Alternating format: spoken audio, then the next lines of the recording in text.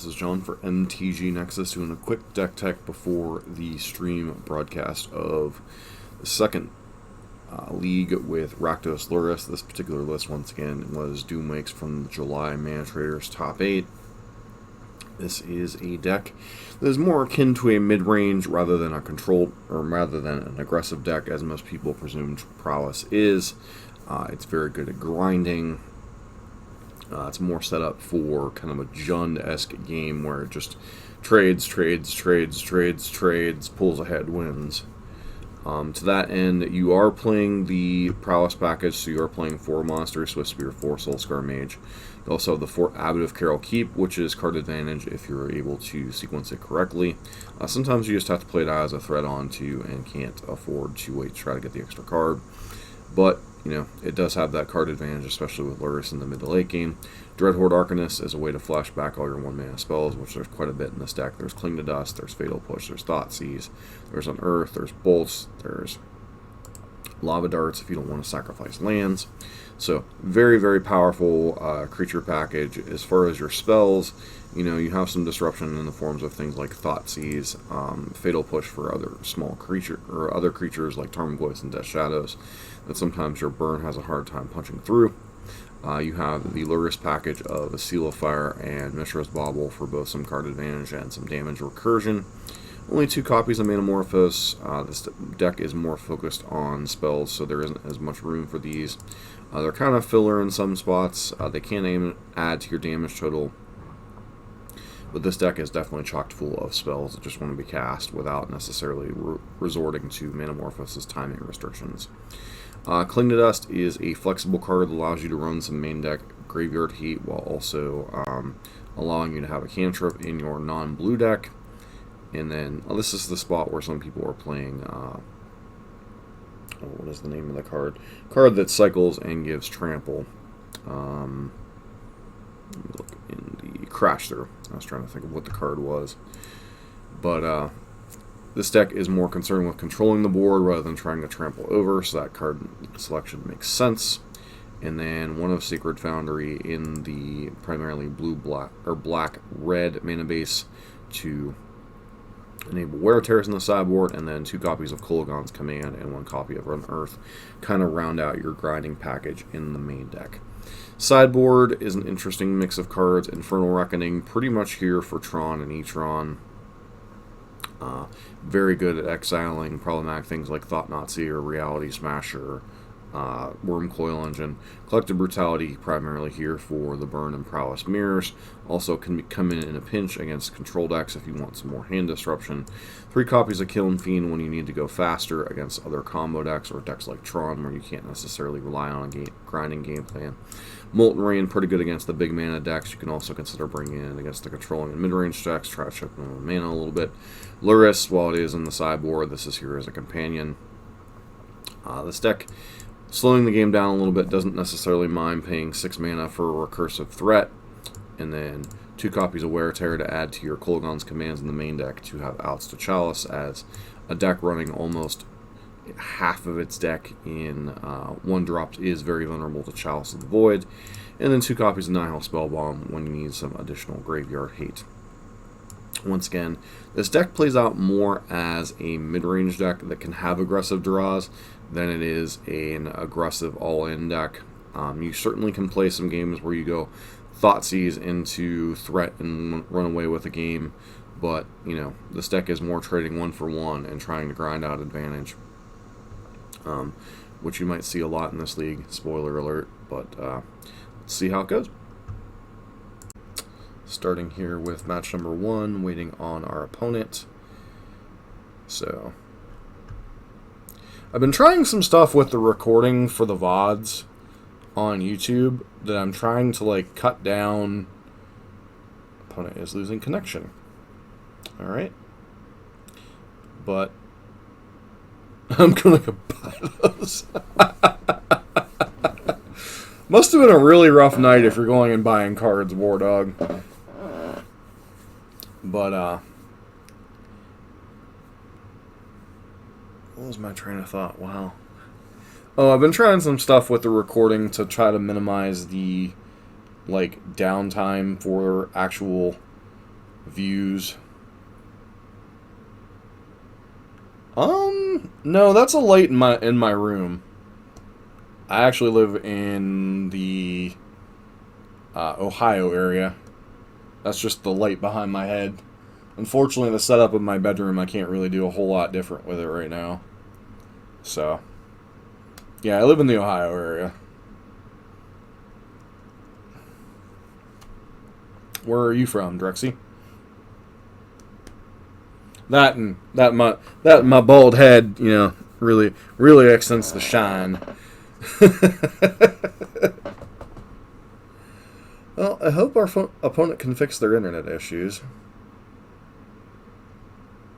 Yeah, that's the one thing with live streaming. Like, you can't really do too much with the situations as they are. When you're doing YouTube content, you can be a little bit more judicious about stopping recordings, restarting recordings. When you're live stream, obviously, you know, if you're waiting on flipping cards or you know, your opponent's having issues with connections and such, it's a lot harder to actually, you know, do much about that other than kind of fill the dead time with just conversation. But opponent does look like they're having connection issues, but once again, back to this hand. This is a pretty good hand overall. We get to be aggressive while having disruption for whatever our opponent's doing, whether they're on a control or combo deck. We have, well, control, combo, or aggro. We have interaction for all three. Fatal Push interacts with anything our opponent might play on turn one.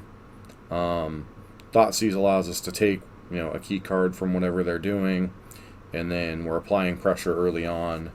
And even if they can answer the two Swift Spears, you know, they're in an awkward spot with.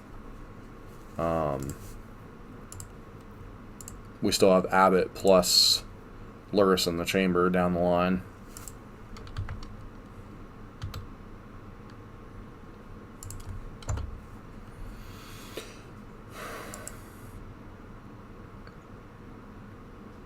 One of the downsides of playing a... Oh, please don't be the mirror. That would be about my luck, right?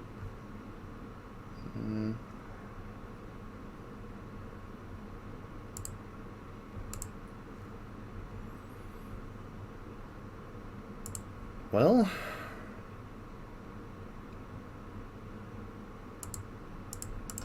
So I'm going to lead on Soul Scar and then just Thoughtseize here. I have a feeling they're just like red Prowess, or they might be burn.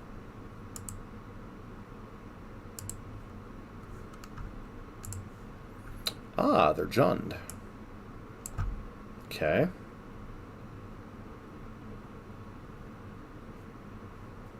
I think with this point hand, I take the run-in 6.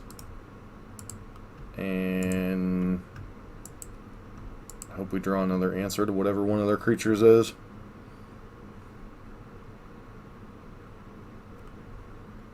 It's not available in paper at all?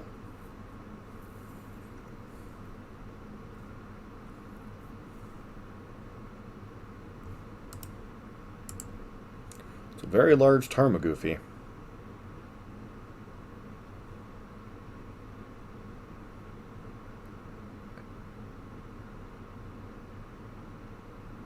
So I could play Abbott here, but the problem with Abbott is we'd have to shock in because we want to cast the Fatal Push this turn anyway. So I think I'm more interested in Swift Spear, Fatal Push, get in for 4.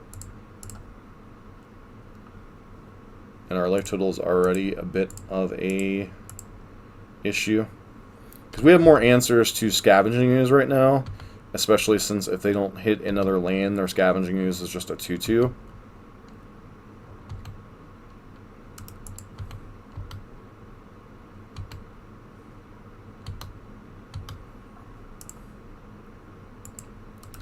Well, Wizards doesn't usually waste art like this, so it'll probably come out at some point. Another Tarmogoyf. Okay.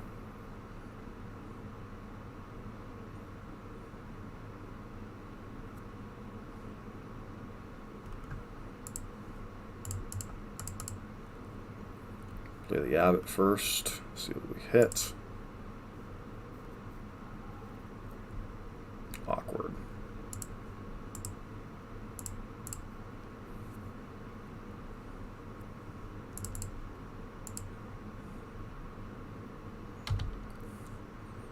So we might have to take... I don't know if we take the Scoos here or if we take the...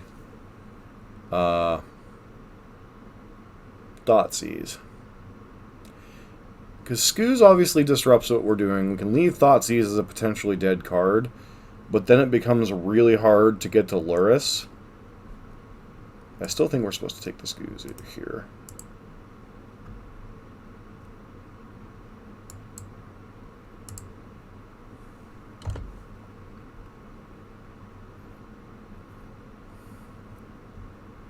Gonna press the issue a little bit, and I think if the game goes long, we're not in the best of shape necessarily. I mean, yes, we grind well, but putting Lurrus into our hand only opens us up to...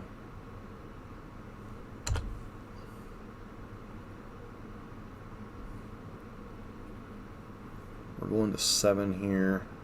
See if they attack with the Goyf. They do. Alright, take the hit.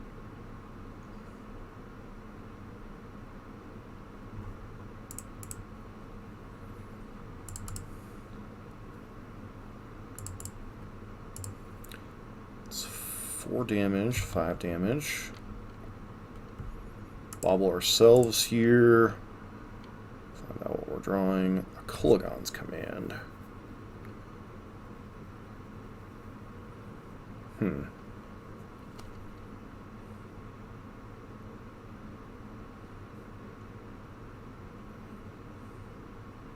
So we know one of their cards in hand is a Thoughtseize. The question becomes is, do I want to leave myself open to just dying to a removal spell? I don't think so. So I'm just going to hold back here.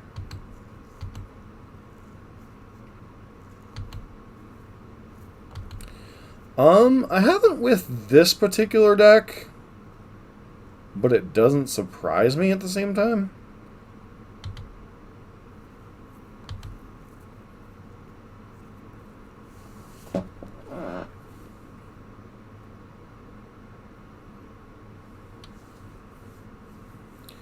So once again, do I want to 2, 5, 7... Do I want to get blown out by a removal spell? Is the question mark here.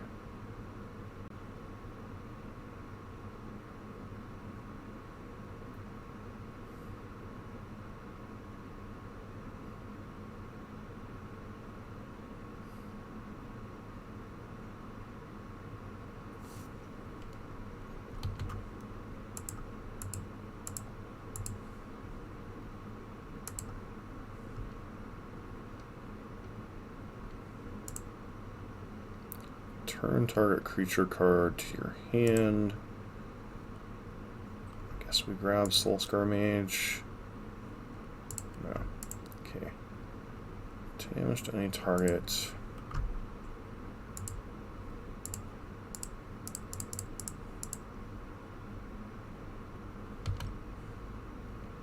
If they have the removal spell, good on them. If they don't, then they get to Thoughtseize our threat, which is fine.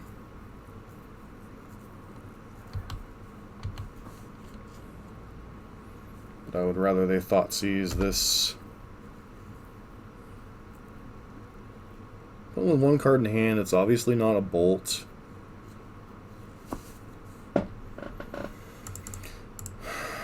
If they hit a untapped mana source, we're just dead anyway.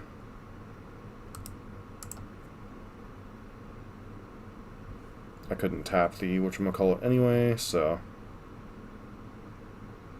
Bolt. Running 6. Alright, let's see. Can you see the obvious line here, friend? Hey, they found the obvious line. Yay!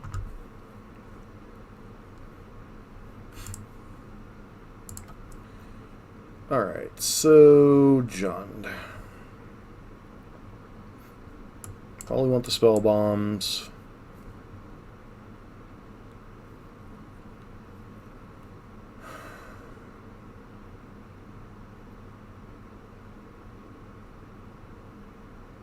I think the only other card that we would consider wanting is the Molten Rains.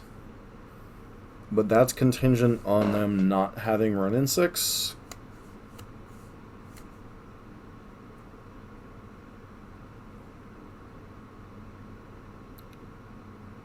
Don't know how I feel about that.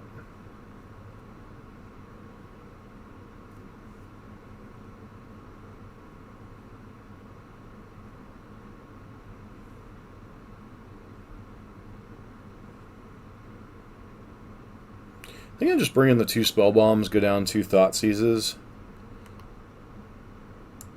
Like obviously they have certain cards that we care about, but it's an attrition matchup. You still don't want to be top decking thought seizes in some spots.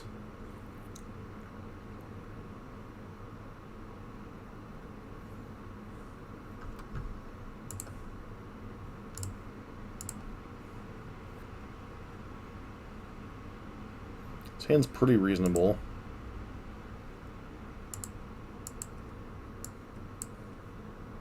Don't have access to black mana, but the rest of the hand's still pretty good. Get to go Soul Scar into Dreadhorde into Abbot.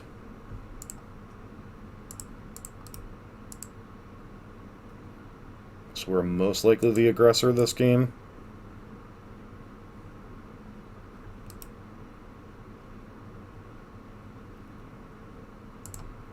Sure.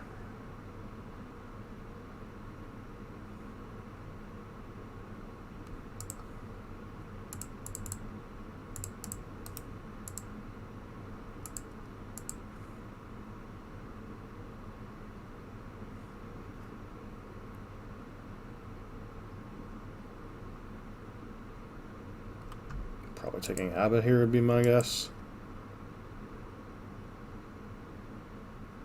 Doesn't make sense to take Bolt or Push. Yep.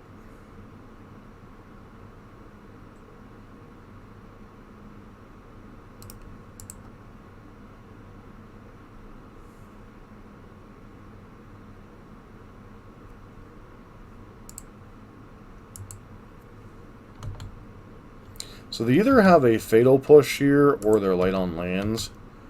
Guess we'll find out in a minute. So I'm going to take a risk here. I am going to put Lurrus into my hand. Now, obviously, this makes me infinitely vulnerable to discard spells, but there's no guarantee we'd use our mana otherwise this turn, so...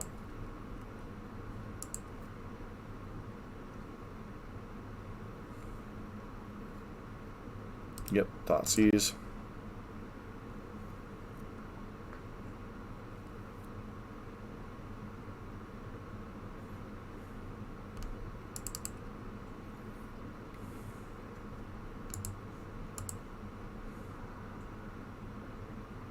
Fatal Push.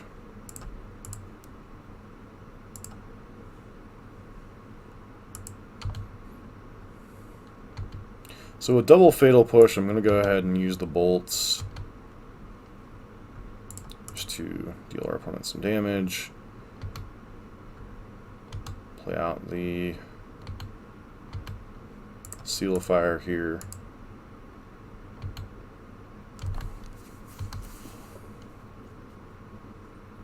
Once again, you could argue maybe I'm not supposed to put Lurrus in my hand, but I really don't know that I can wait until 6 mana to... Alright, here comes Bloodbraid Elf. Oh, Huntmaster of the Fells. Feels Hunt Mastery. Alright.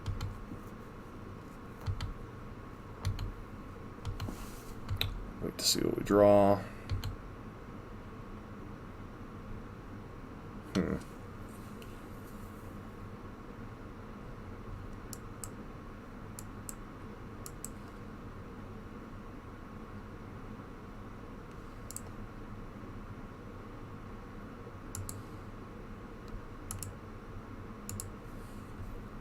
Once again, taking damage here just so I can hold up.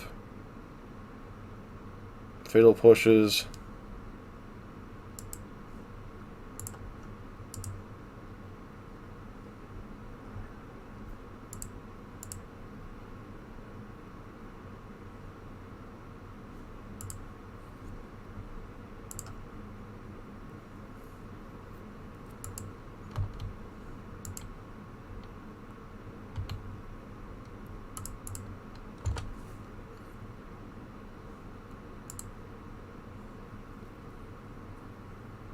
Have our own version of Snapcaster Mage here kind of going. Our opponent still hasn't found an answer to the darn thing. Okay, they did. JK. Okay. Kolaghan's Command? Yep.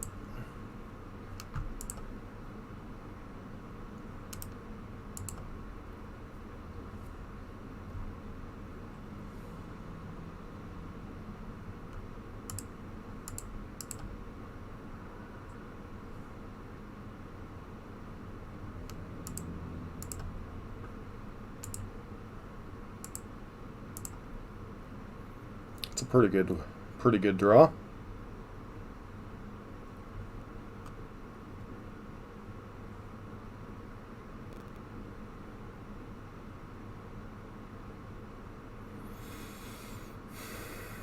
Do I get back a threat here, or do I get back a Seal of Fire? So we get back Bauble, Seal of Fire, or Soulscar Mage. I feel like we would just want the Bauble.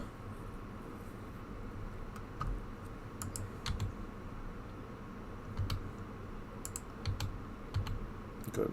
Upkeep this. That way they can't discard spell it. Drawing Fatal Push. Okay, that'll leave them in an interesting spot.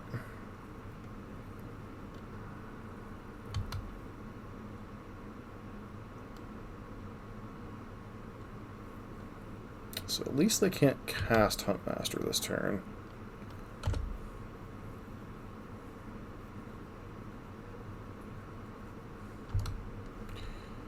Kolaghan's Command would once again probably be our best draw.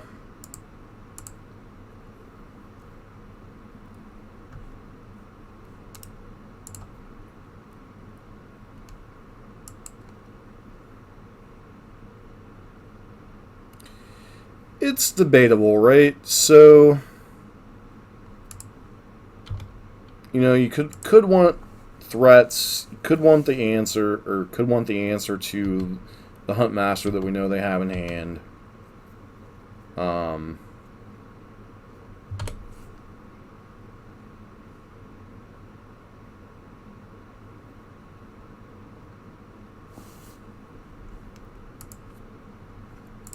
Like, we're lucky here, at least we get to deal with both of their creatures.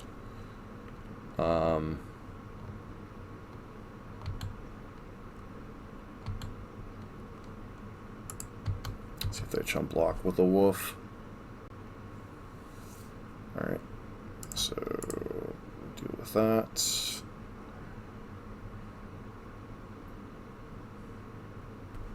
Don't think I deal with the wolf right now. I want to hold the bolt for something else, something more meaningful. Like, obviously we could be putting pressure on their life total, but it's like if I fire that bullet, then, you know. Okay, so you drew something, obviously. Not a Bloodbraider, you would have played it pre-combat. Drew a land. So did we.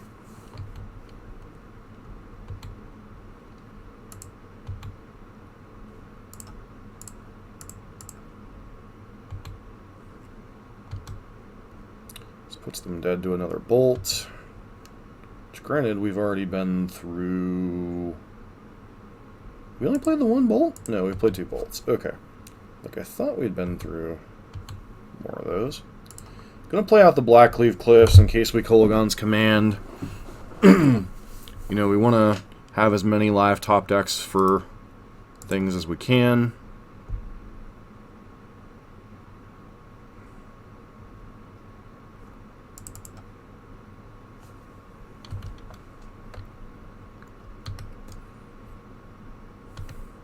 Once again, not going to bobble till their upkeep.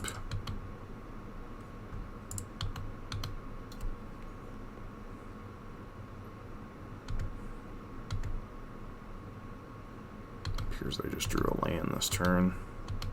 Or it's like a Thoughtseize, perhaps. It's definitely a card that could be in the realm of what they have.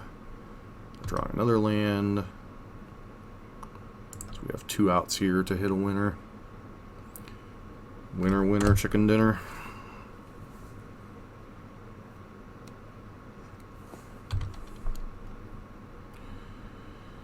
Alright, we hit a Cling to Dust and a Nihil Spellbomb. Well, I don't like showing them these cards. I am going to go for the win here.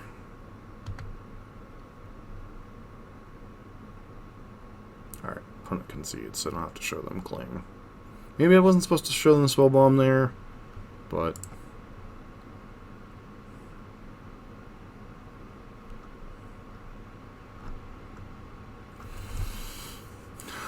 Don't think we want Kiln Fiend. I don't think Molten Rain really is where we want to be. Jund tends to run a lot of lands. So yeah, you can kind of color screw them, but with running 6, that's really a lot harder than it used to be. So we're just going to continue on with our game plan here.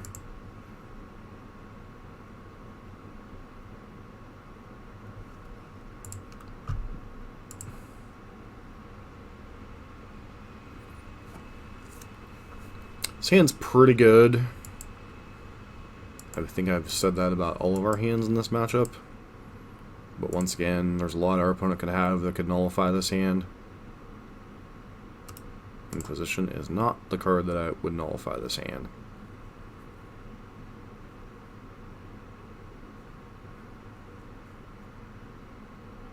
Take Swizzle Spear. Okay.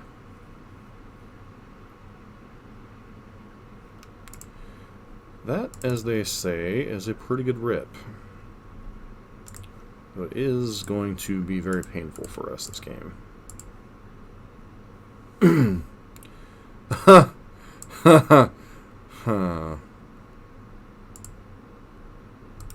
Satsi is my Satsis. I Satsi is your Inquisition.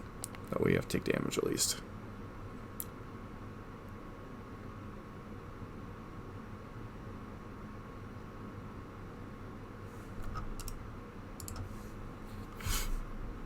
So I'm guessing you're taking one of the Abbots here. Hey, Abbot!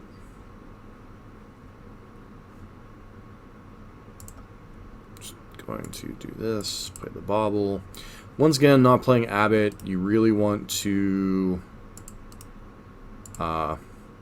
limit Abbot until you can actually cast or have the best chance of casting whatever you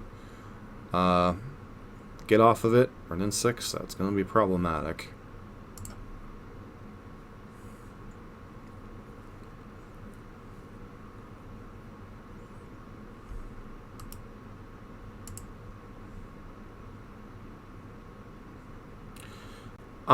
I didn't play a league earlier. I played a I played in the Mana Trader series, and I went 2-1 with Turbo Muxus Goblins. So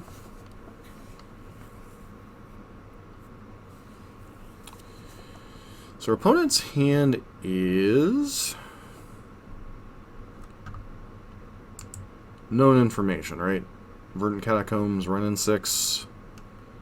So I think we run out Abbot here.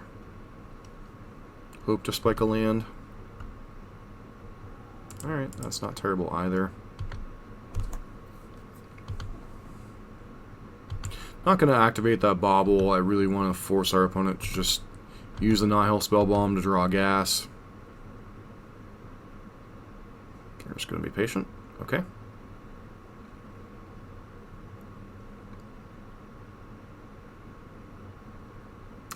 think you need to tap a red source there.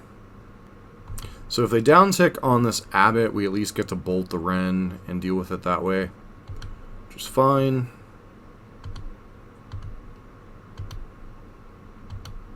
Put with one unknown card in hand. Another abbot.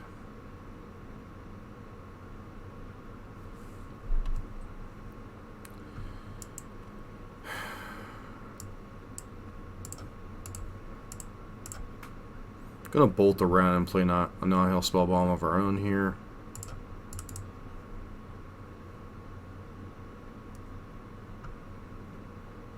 Actually, this was a mistake, because that means they might be able to activate whatchamacallit here.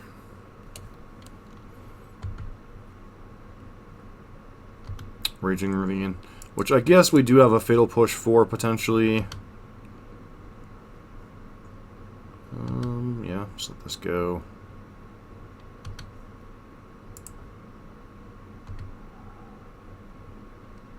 Now that they've activated their Spell Bomb. Bloodbraid's a pretty good one.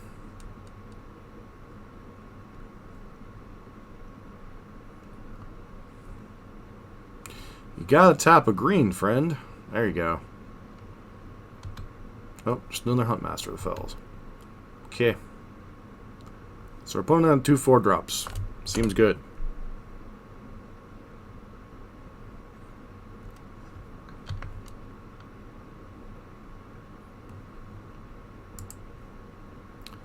It was actually a mistake.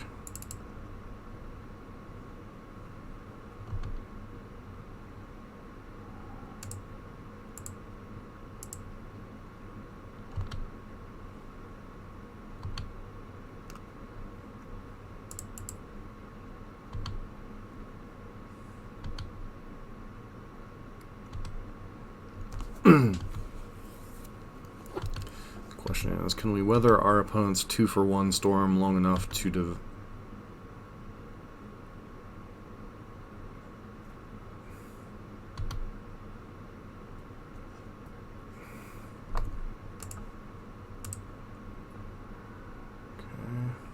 draw a bolt? That's unfortunate. So they get to bolt and play Bloodbraid Elf here.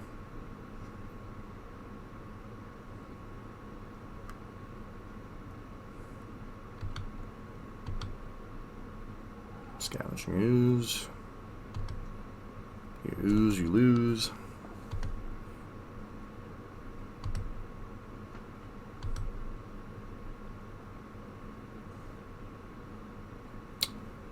I was like, snap block.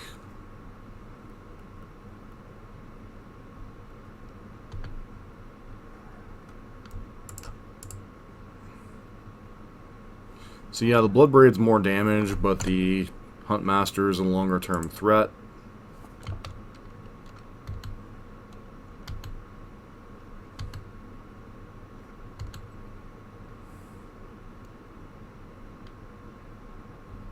Cling to Dust.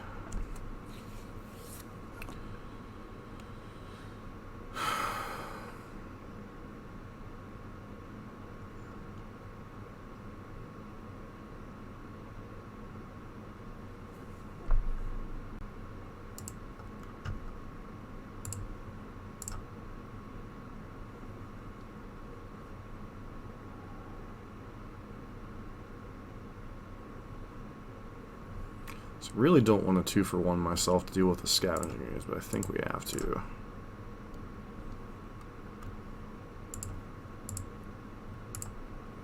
Big problem is here is we're taking a minimum of 5 next turn. Alright, Foss, have a good night, man.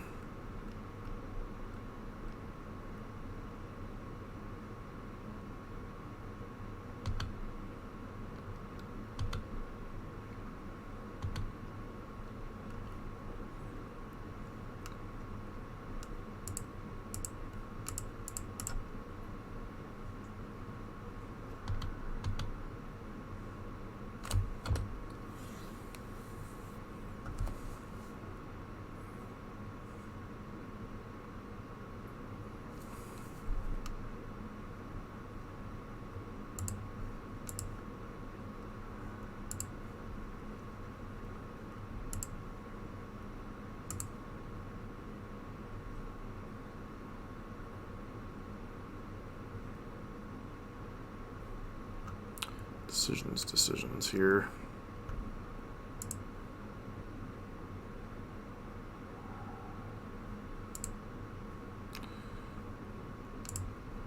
We'll target one of their ball. No.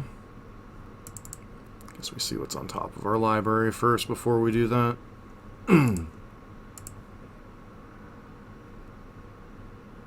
Bloodstained Mire. Seems good. I guess we have to exile our abbot or we just die. Go ahead, friend. I'm dead if you got anything.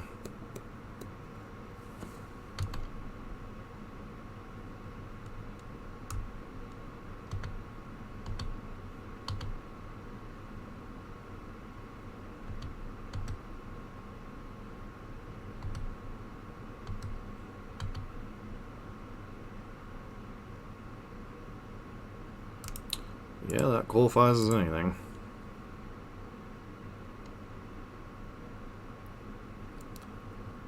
A close matchup against Jund here.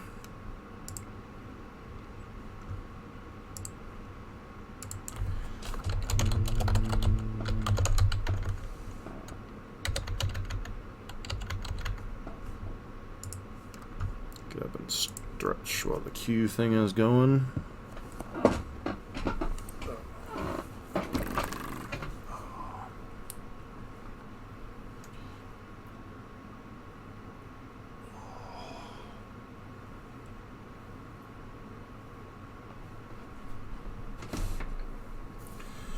Okey-dokey.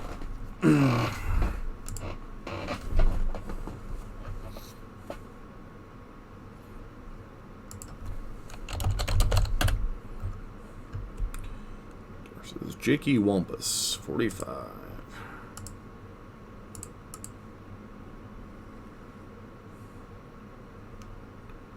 Hand's pretty reasonable overall, I think. Get to go Bobble plus fetch land, filter our draw a little bit.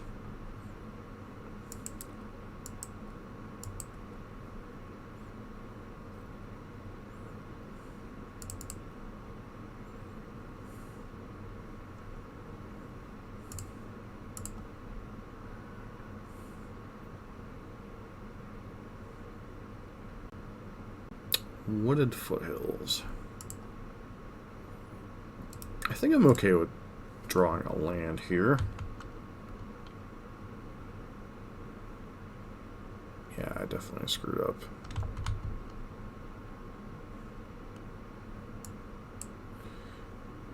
Maybe should have played Sunbay Canyon there. Once again, damage kind of a consideration here. I'm just going to fetch a tap land. So I'm okay with drawing another land simply because this hand's pretty mana intensive.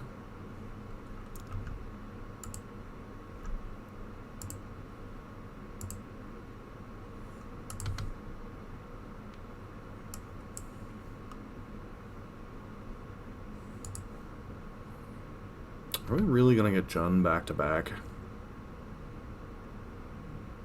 Looks like it.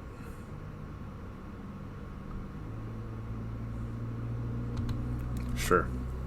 Probably take Abbott here. Either Abbott or K Command.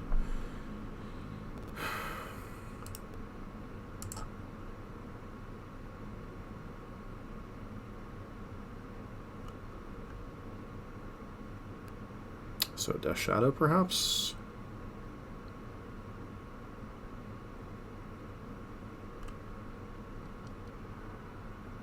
Target me. Why would you target me? Especially when you know I'm going to fetch. Seems like poor timing on our opponent's part.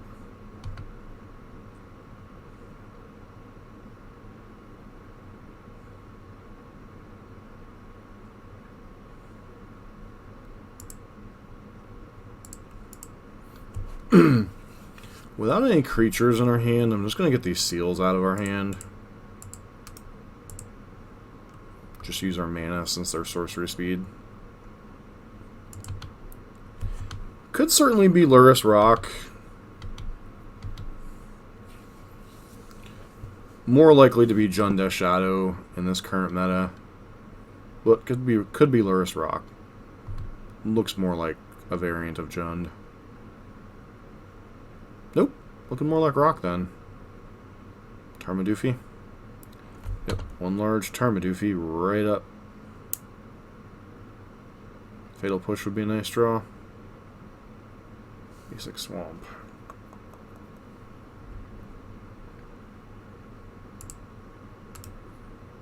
Just gonna K command here at end of turn, one way or the other. Not sure if we use all of our resources to kill a Tarmogoyf or not. Guess that kind of depends on what our opponent does here. I think I'm fine taking one hit.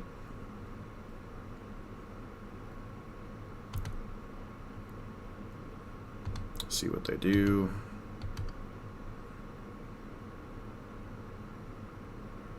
It's like a Liliana or something.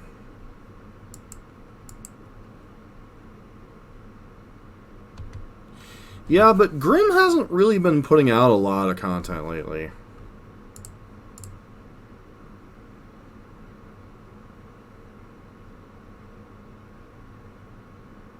There's no instant in the graveyard. That was really dumb.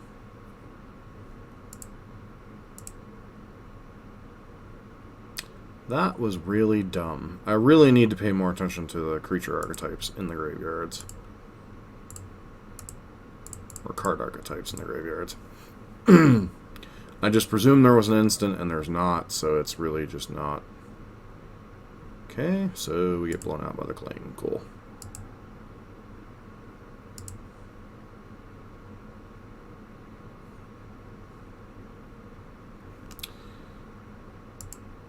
Oh, right.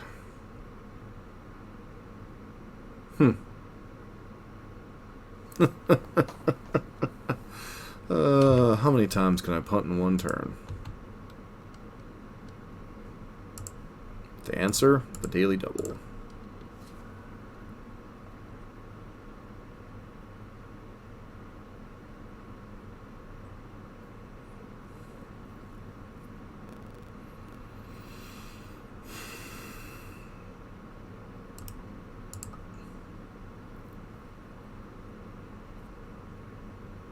Oh, I'm fine. I was just laughing that I punted that hard. Get your Rakdos on. Cute, cute.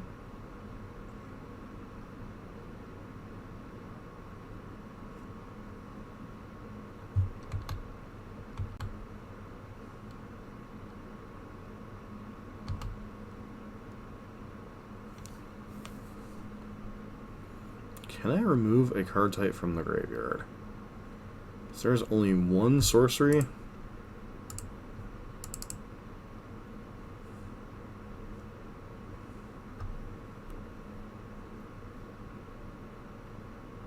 And a Thoughtseize that I don't really care if our opponent takes. Because I felt like they were getting ready to cast a discard spell.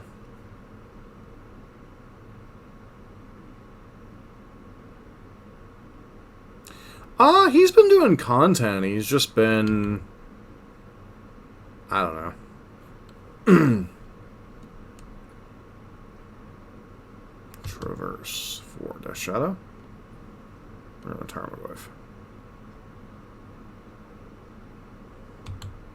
No, they are Jund. Some variant of Jund.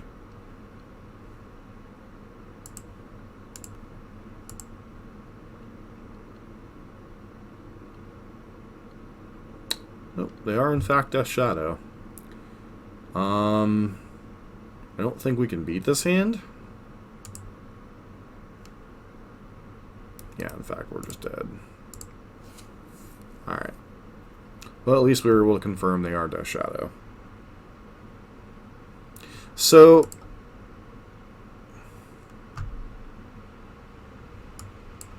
definitely want the spell bombs.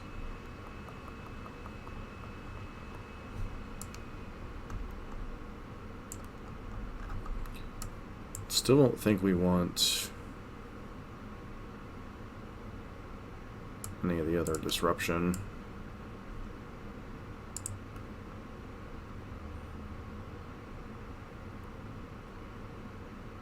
So, one thing I have noted is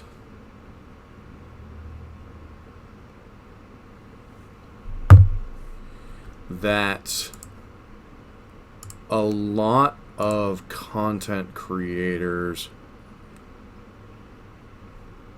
So I think this hand's a keep. So yes, it has 4 lands, but we do have a Sunbaked Canyon. We have a Fatal Push. So I think I'm going to keep this hand.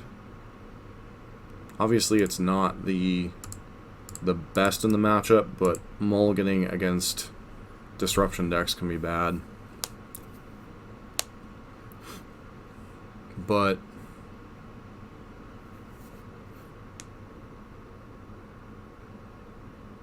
mono black aggro seems pretty good, yeah.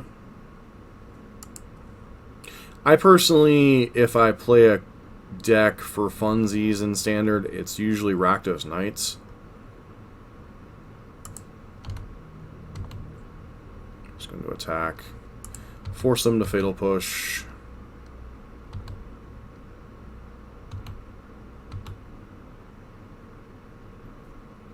Just going to play the Arcanist here. If they have Fatal Push, more power to them.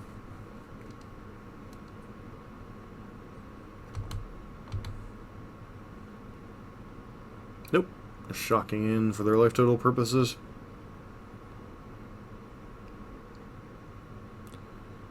But the one thing I've noticed about content creators in general is just a... How do I put it?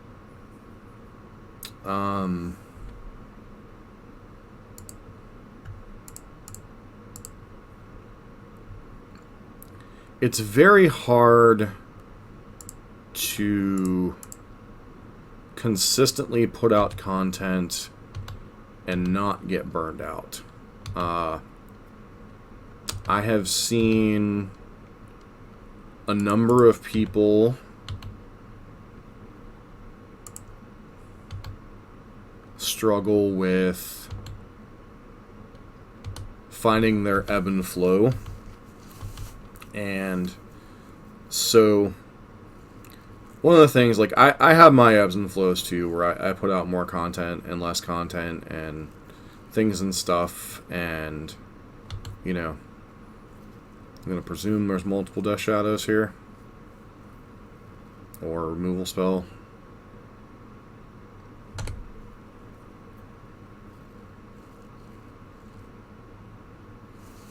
Alright, so I'll start by cracking Canyon. Alright, that's most likely lethal here.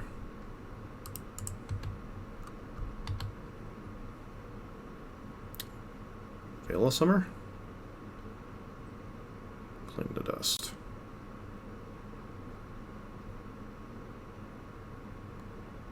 Sure. Still don't think this is going to end well for them, but we'll let them block before they find that out.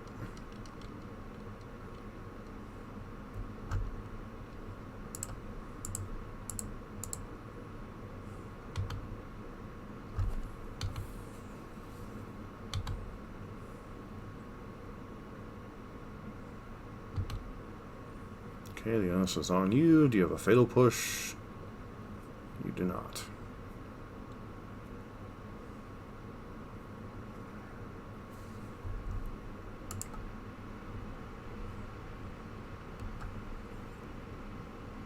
Just click Submit. So, as I was saying, content creators, I think it's really about finding your groove. And a lot of people... Like, some people like me take a while to... 4 lands...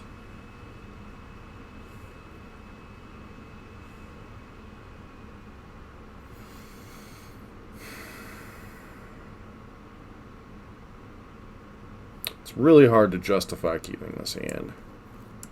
But once again, I don't like mulliganing against the attrition deck.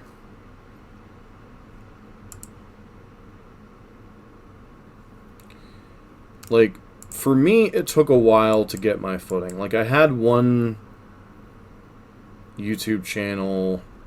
Then I developed another one, or quit that one, like deleted everything in frustration because things weren't developing fast enough, or so I thought. Probably going to lose Abbott here, would be my guess. Took Soulscar Mage. Okay. So you have another answer to Abbott, perhaps. But probably draw another land.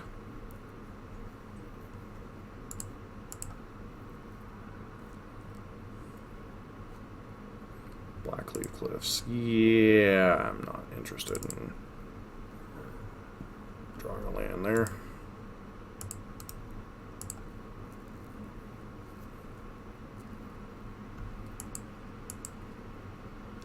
Screwed up my own rules. I need to not draw cards during my turn if at all possible. Really? I hate the scry bug sometimes.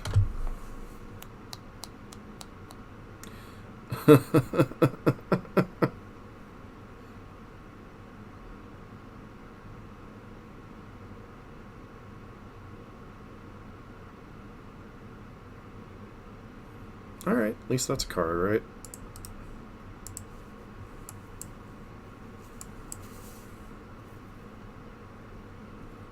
But it took me a while to get my footing. You know, it took me 3 years to build up a pretty good YouTube channel.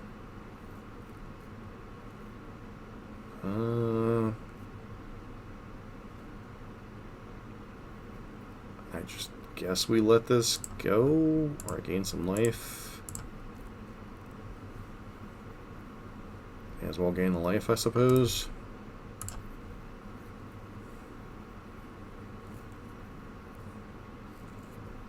Probably setting up for a Death Shadow. Yep.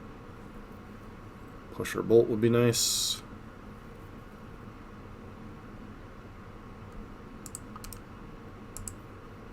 Instead we draw a land. But as far as the ebbs and flows, just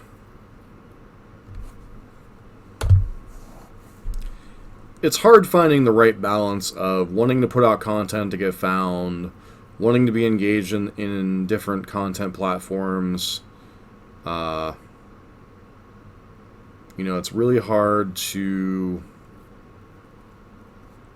you know, find the right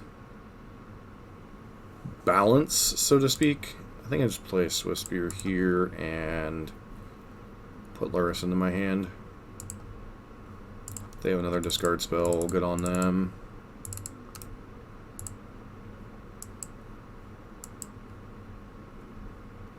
Not attacking. Feels like they have a fatal push here, but it's whatever. I'm not giving them more life. Yep.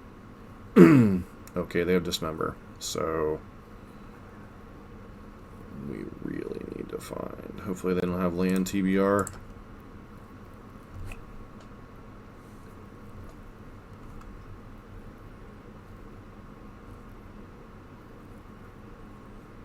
I was going to say, pumping your thing doesn't make any sense, because then you'd be dead to Bolt. Really, deck?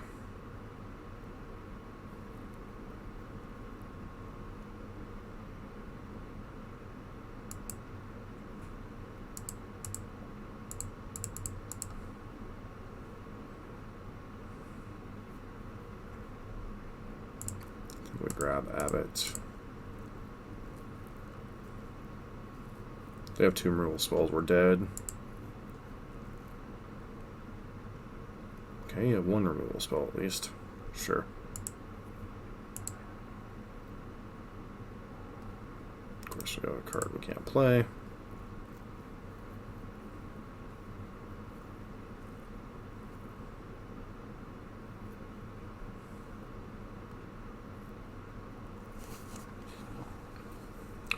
But long story short, I think a lot of very good content creators push themselves, and some of them get burned out, some of them...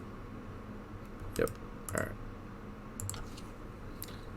Kind of a frustrating beginning here, running into pseudo, not really even pseudo, 2 other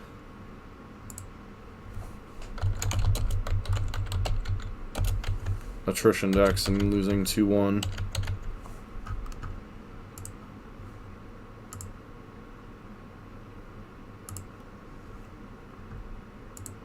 So we play first. This hand's pretty reasonable, definitely a keep. But needless to say, it's hard to balance finding or being discovered and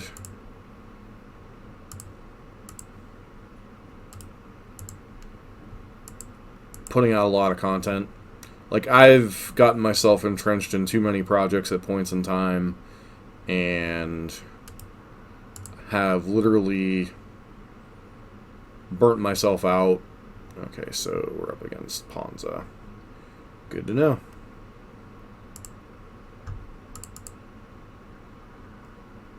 I really would like to grab my basic swamp, but I don't think my hand will let me right now. So I'm going to go Swift Spear, Seal of Fire, kill your elf. Well, swing first, see if you block. I missed 2 points of damage there. But don't think our opponent will have too much substantial to play this turn. They might have like a bull or something, which could be annoying. Okay, nope. Looks like they're just...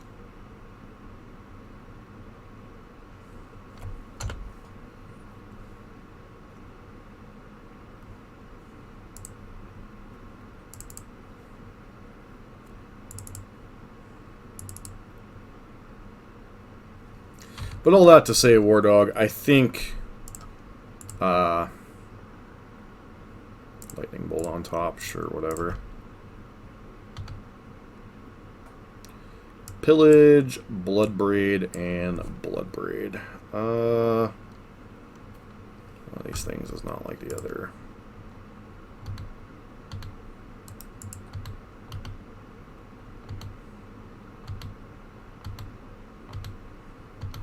But he has primarily focused on modern in his content.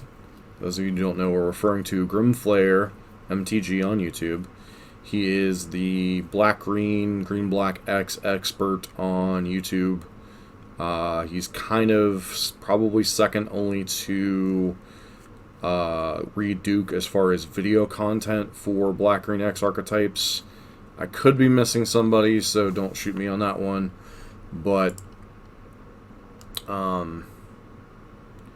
he has really slowed down on the amount of content he puts out.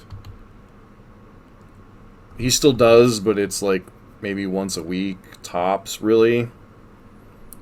And he's a very, very, very good at what he does. And they drew a bolt. Seems good.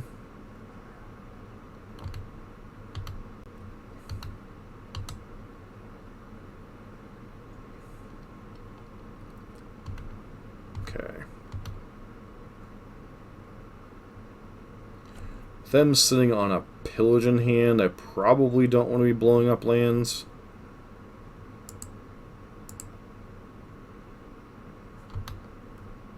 Or blowing up our lands, I should say.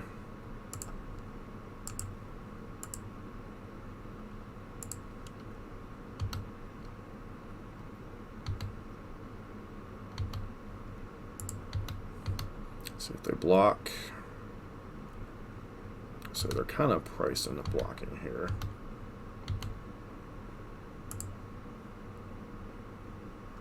Let's go and do the upkeep thing. Doesn't matter a ton, but in some ways it does. Should have done that during my turn in case... Oh dear. Elder Boy is going to cause some problems here.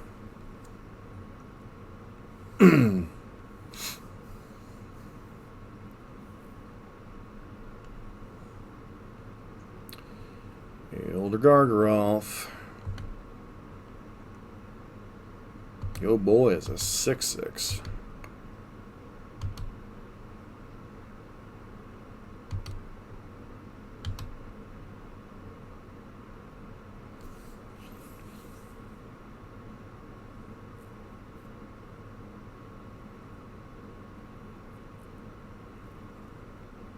Put them to 1. They go to 4. Take 1, 2, 3. Yeah, I think we just do the thing. So they block. They go to 8. Take 4.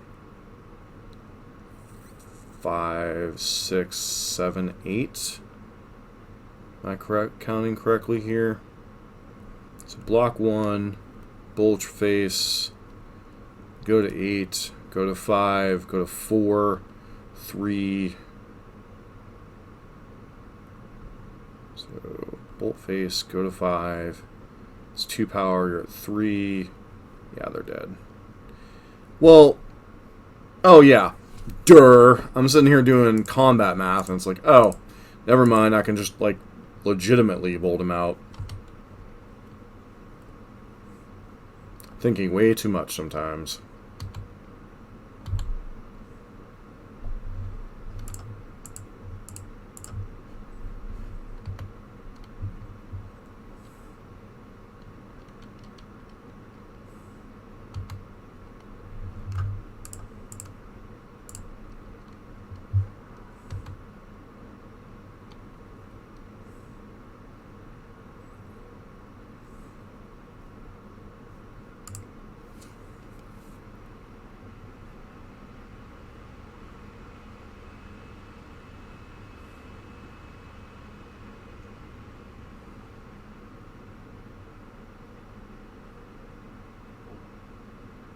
Infernal Reckoning, Collective Brutality, Kiln Fiend, not the matchup for that. Molten Rain, that could be talked to on the... Is this a Molten Rain matchup?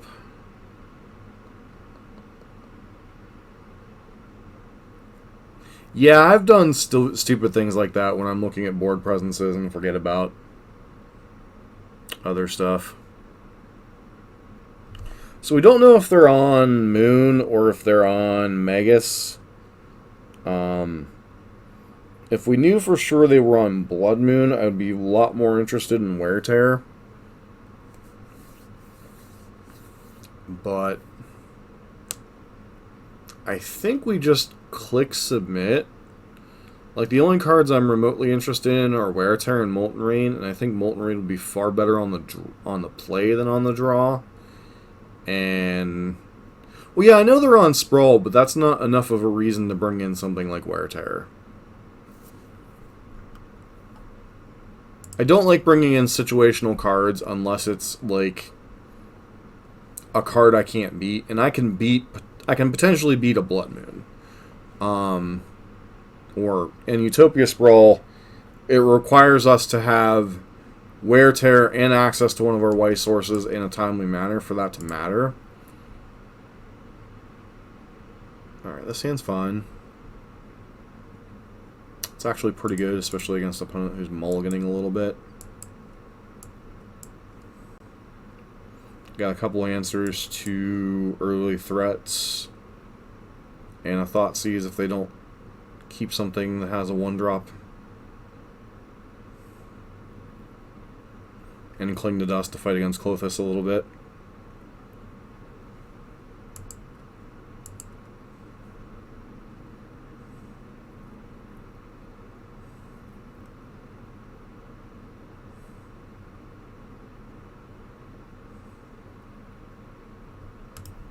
No play.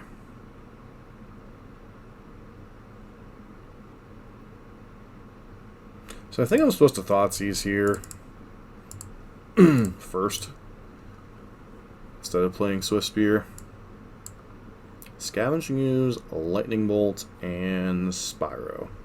I think we take Spyro.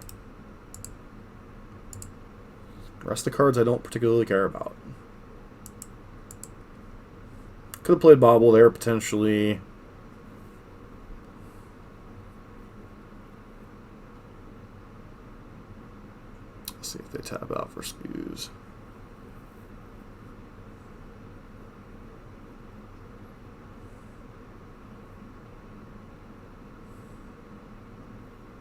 Problem for them is if they tap out for skews, we get to have a good turn of Swift Spear plus Bolt or Swift Spear plus whatever.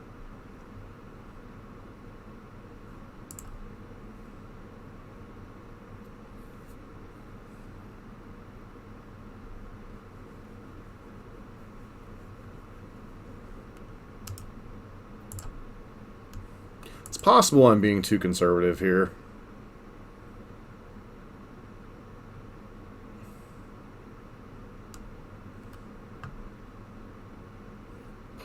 Mismatched Stomping Grounds.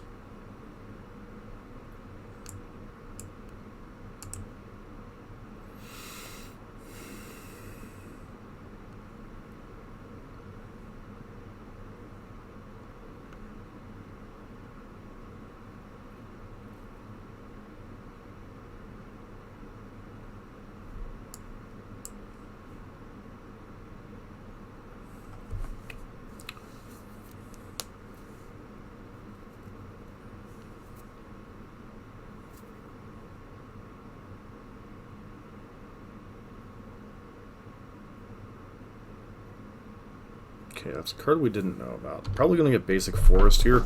Hopefully they haven't top deck Blood Moon. That would be really bad for us. Yep, just skews. Okay. I'm cool with that. So do I push this?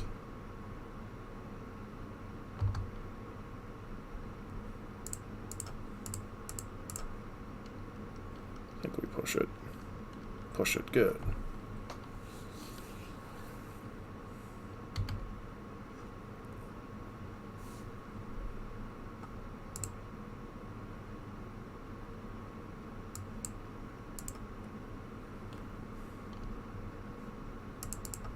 So force our opponent to bolt this. Which once again, I'm fine with this exchange. Maybe I should have forced it earlier.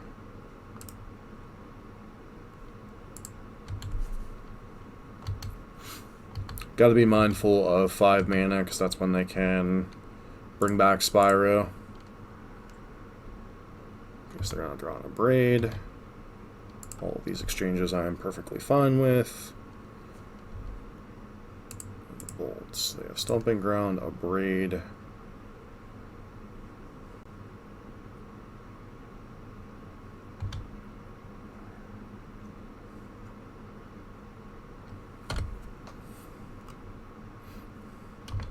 Love to draw a land here.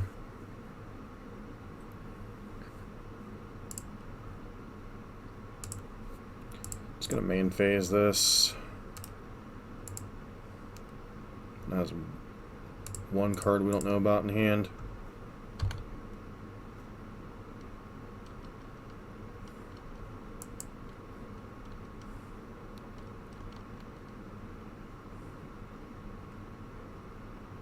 Running 6.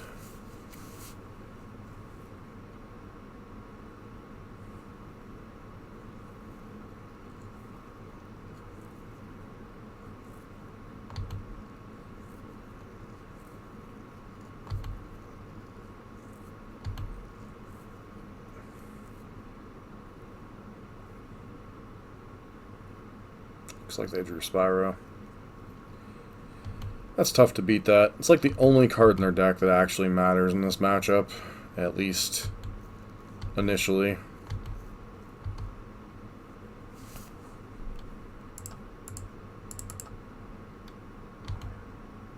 Like, Klothys matters. Like, a lot of their cards matter, but, like...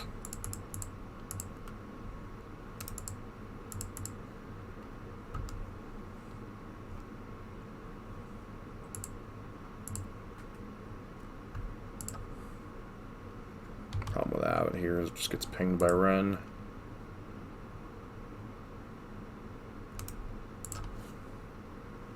Or if they down tick, we get to kill the Ren at least.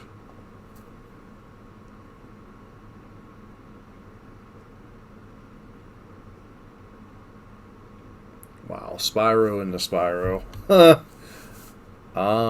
Yeah, kind of hard to beat 3 Spyros.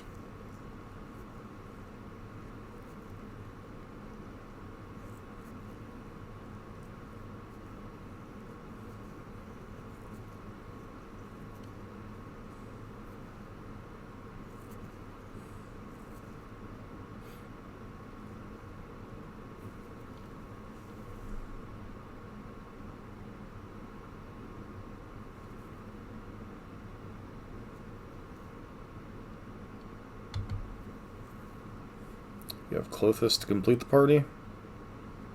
Blood Moon, maybe? Okay. Okay, excuse.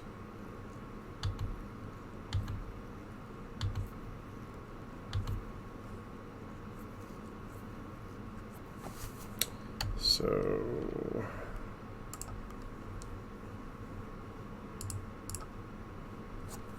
Again, this Ren and 6 is annoying, but it's also kind of whatever. It's got to decide what they're going to eat here.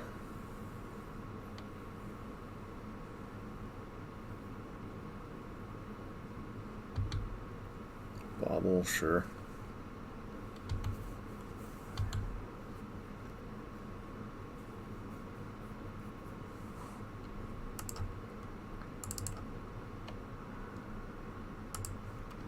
Grab my basic swamp.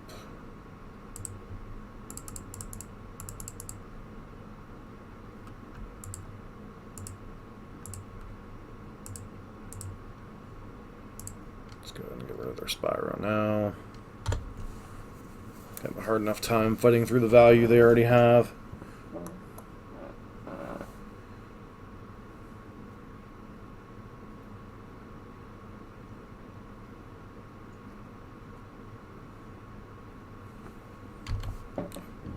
Anger of the Gods, sure. Good one to know about. Not surprising, but good one to know about.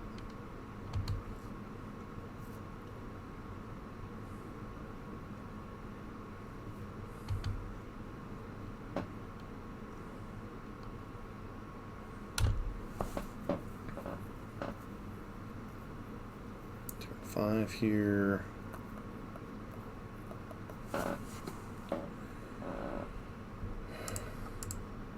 Manamorphose.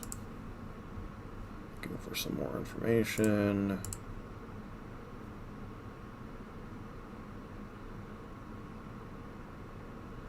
Okay, so now I can just clear everything out.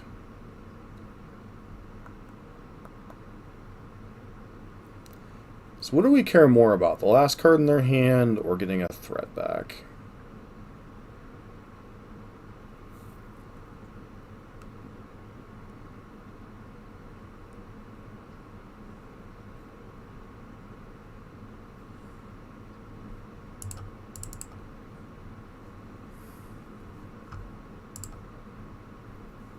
Guess we're not actually going to know what's going on first.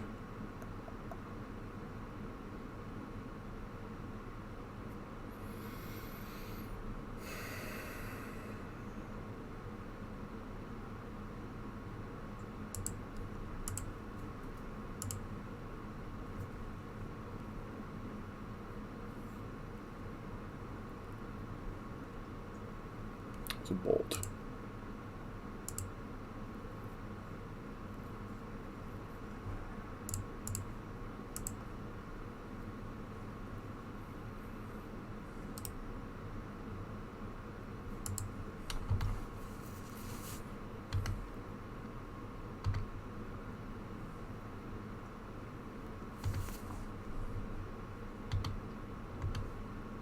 Going to upkeep this because it really doesn't particularly matter.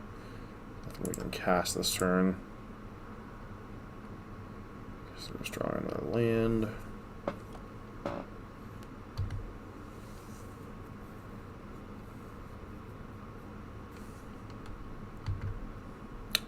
Unfortunately, that does mean they can just get Spyro back if we try to kill it here and cling to dust. So.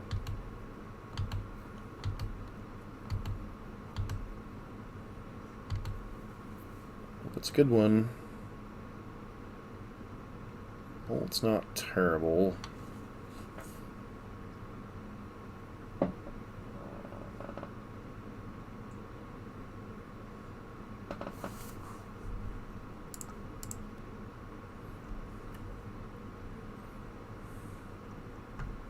Do this and grab Lurrus.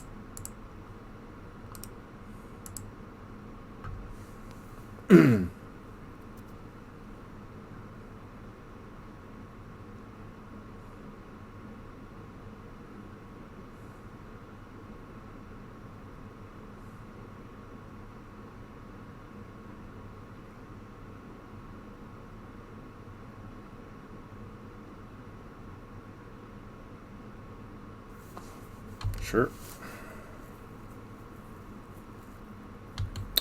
Yeah, that card really doesn't matter.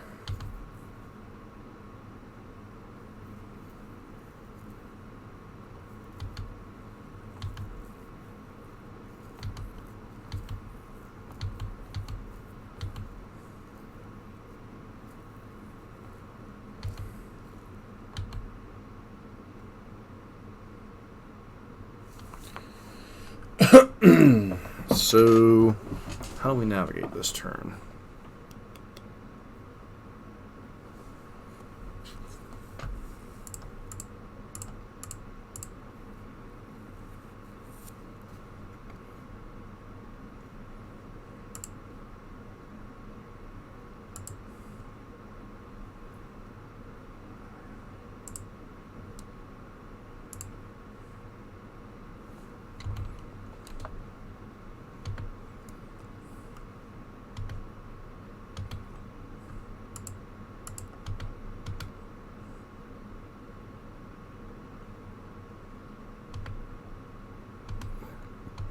Not going to kill Ren here, I just don't want it threatening ultimate. I think it's already gained way too much value for me to particularly care about it right now, but I just don't want to get cheesed out by like Bolt or something.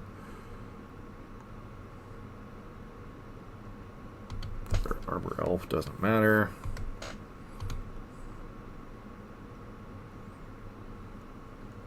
I think this is the point in time where we actually have to deal with this.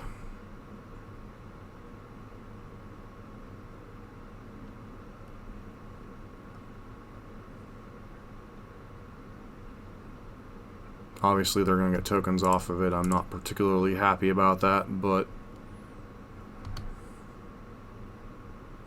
I can't afford to put myself in bolt range or trade off a Lurrus.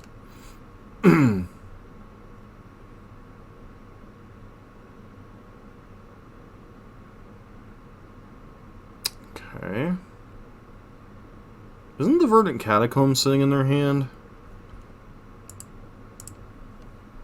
Yeah, the Catacombs is chilling in their hand, so we know what's going on with their hand at the moment.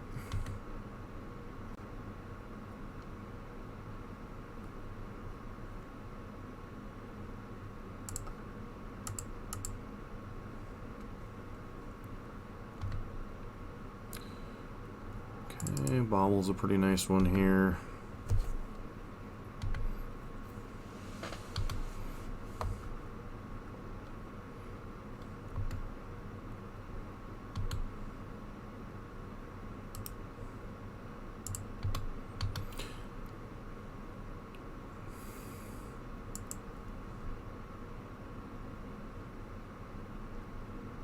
Yep.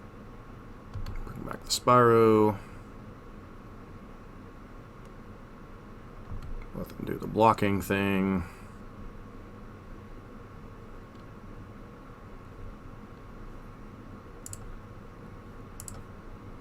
Ultra Elf.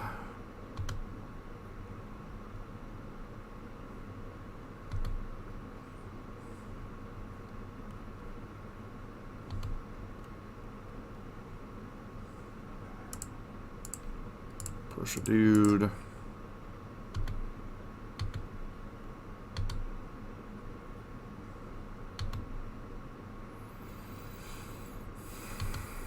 Gain some life. Put us out of bolt range.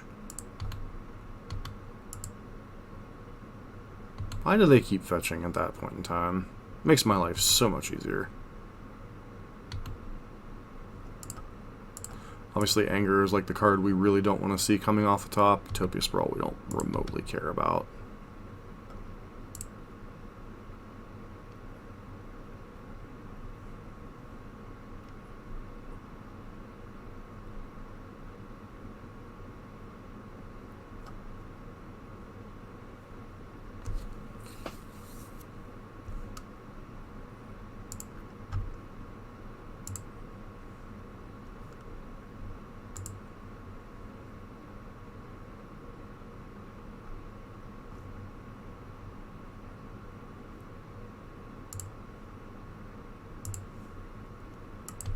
Sure.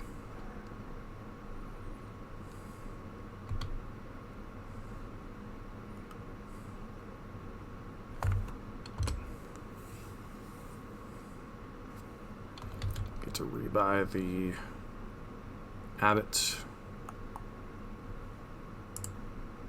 Start off with that.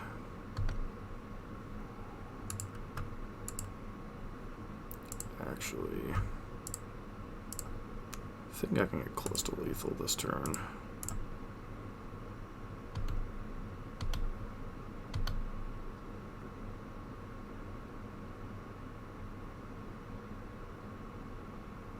Seven, 8, 9, 10.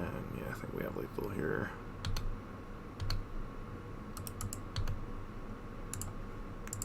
Face.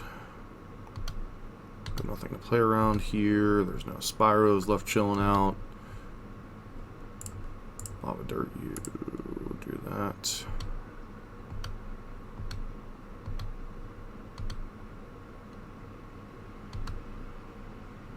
Hit you for 10 Xaxes.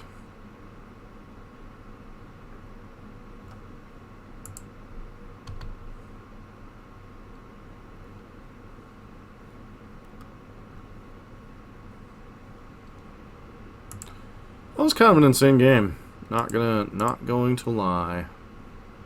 But I will be right back. I'm gonna run a quick ad while I go get some more water. I want to thank everybody for tuning in so far.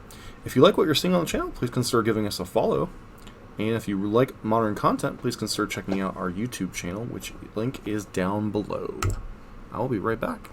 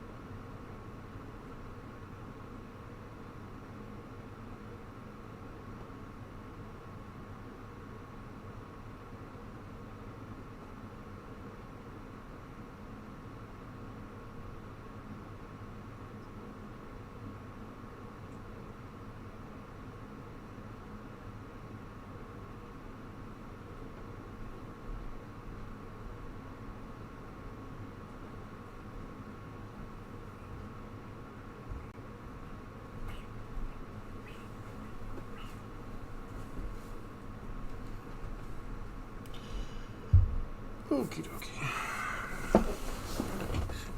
Biscius, sometimes you make me wonder a little bit. But yeah, it's definitely nice to burn some people out sometimes.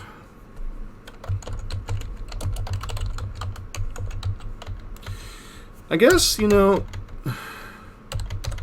this league only is 1 and 2 so far, but I should be thankful that we're like getting a chance to like grind against other grindy decks, so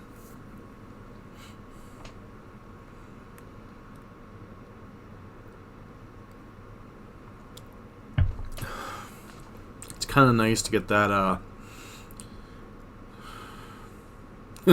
should have fetched to deny the exact kill. Oh, I suppose they could have done that.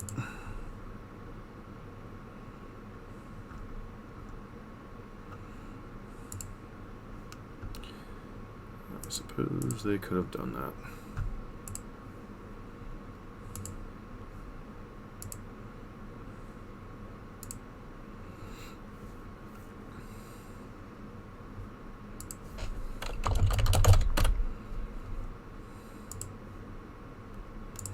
Probably should restart the MTGO client at some point here.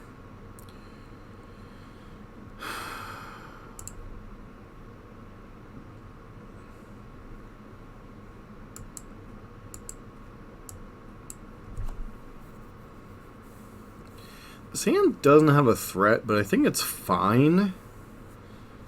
Like, we have a Bauble. We have Lurrus.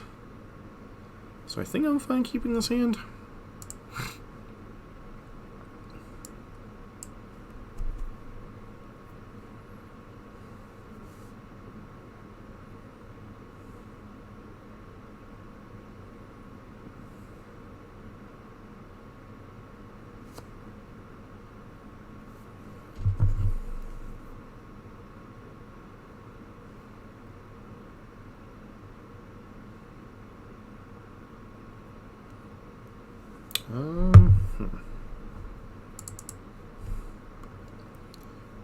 Some information on what our opponent's doing.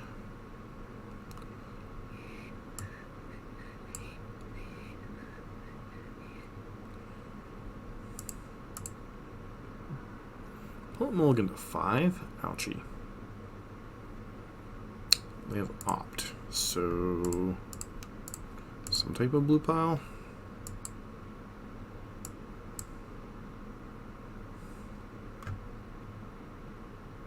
Force of negation, path to exile.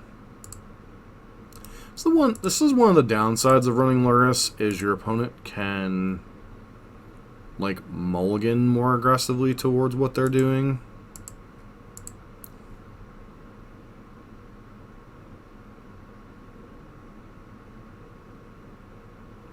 Well, it's not... Magic Online itself just has a memory leak, period. So, that's nothing surprising there. But yeah, I probably should have restarted after these messages. Will be right back. No. After this game, I'll probably restart if we can sideboard quickly enough. Soul Scar Mage. Just play a tap land. Like, we know this is resolving, so it's kind of whatever.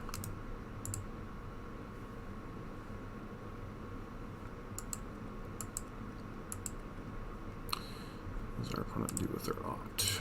They put a card on top.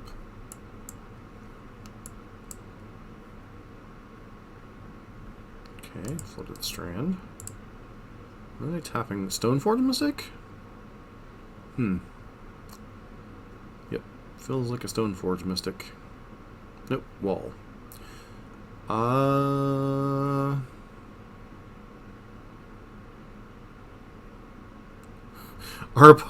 didn't realize our opponent said never luck. Okay. I respect the tilt of your kilt, opponent. I respect the tilt of your kilt.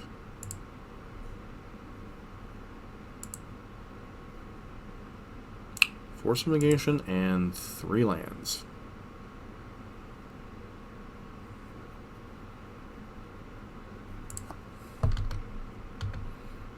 Probably going to end up bolting wall this turn anyway, just because it's such an impediment to what we're doing. Yep.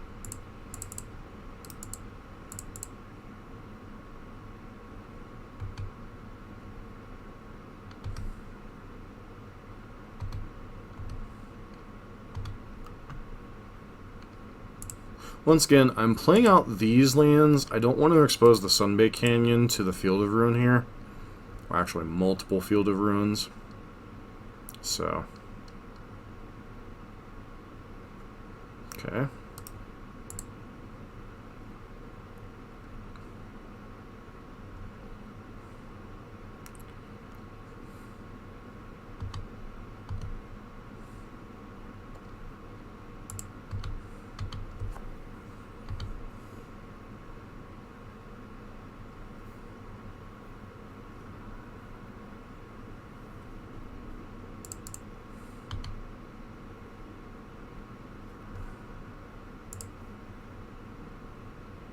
Okay, we're going to get a path here. Yep. Like, I could Kolaghan's Command here, but I'm much more interested in just putting Lurrus in my hand. Because, like, making them discard a card at random really just doesn't do a whole lot this turn.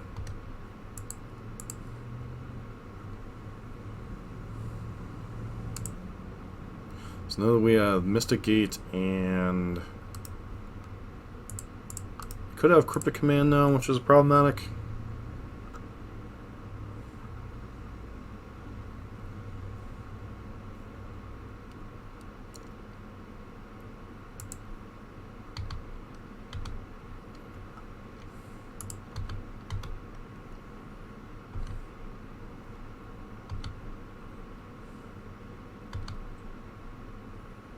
I'm just going to play this and hold up Kolaghan's Command / activating Sunbaked Canyon.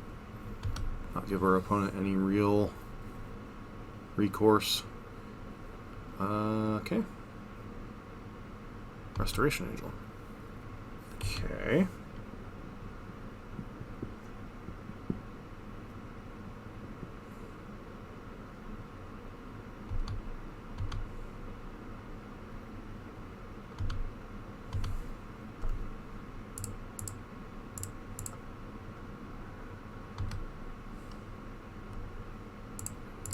That, as they say in the business, is a pretty good draw.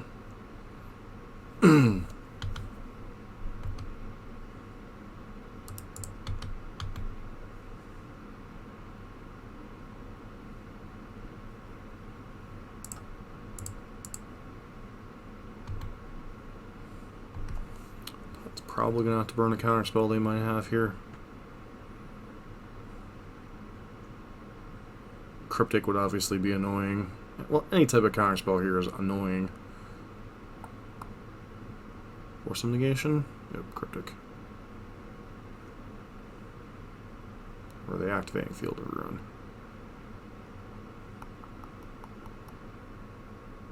Cryptic counter draw.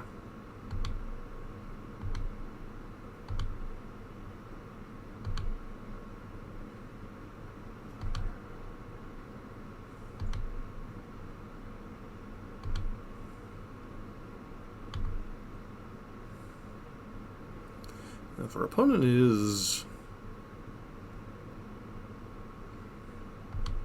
Okay, so they could potentially Mystic Sanctuary something back.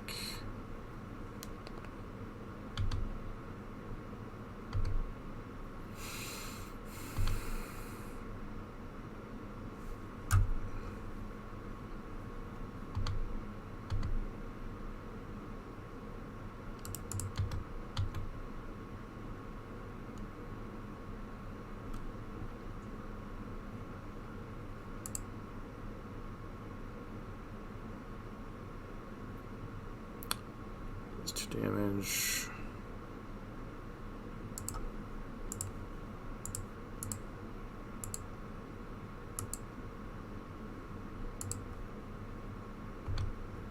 Do you have another counterspell?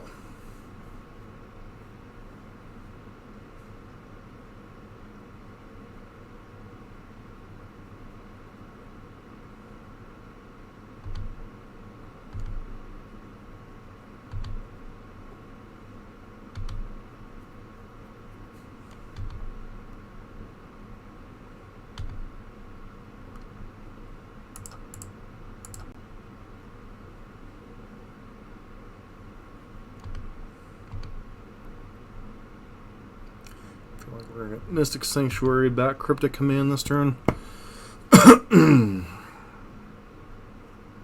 Nope. No Mystic Sanctuary. Interesting. I feel like you'd want to get back a Cryptic knowing we have a Lurrus in hand. It's a card on the bottom. Alright.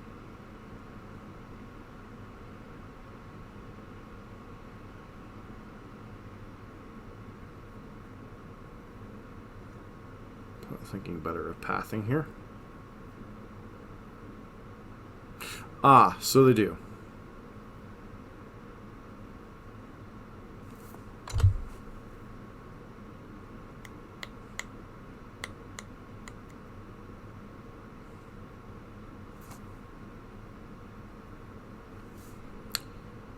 So I guess we have to jam Lurrus at this point.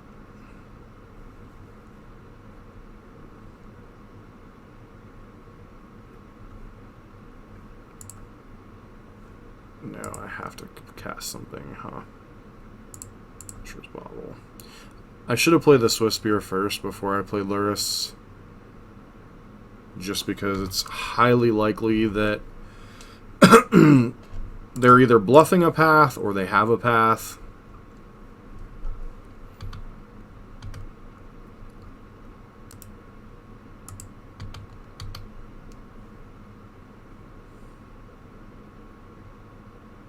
Opponent knows this is a clear block. We're just pushing damage at this point.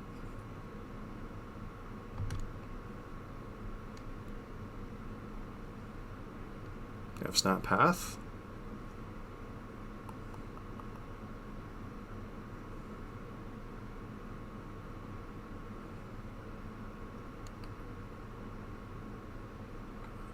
That is a weird time for Fact or Fiction.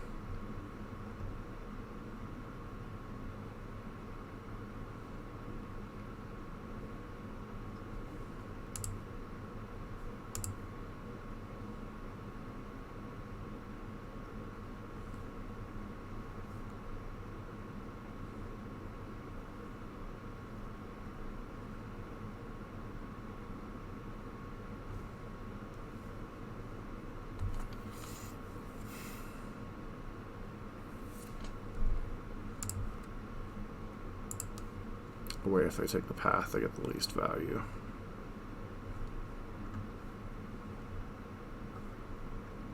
Alright, so they take the path and they take the Shark Typhoon. There's a new path Lurrus here, right?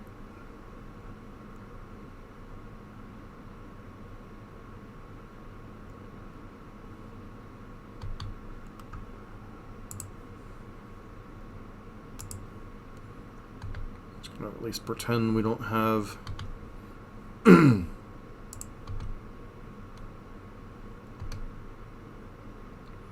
have Shark Typhoon.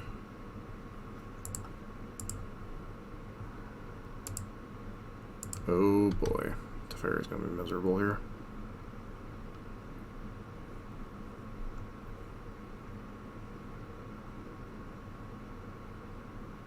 Oust.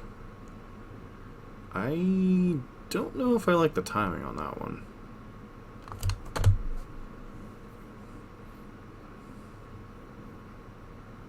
Why wouldn't they cast a fairy here? I guess they're holding up Shark Typhoon?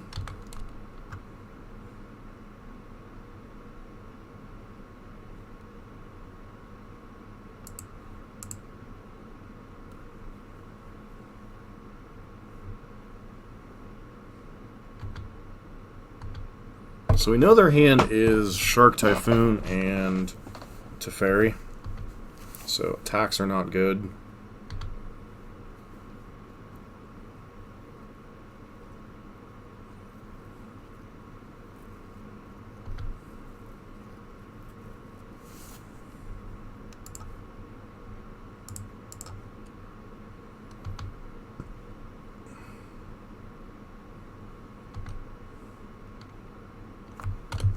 So close, yet so far away this game.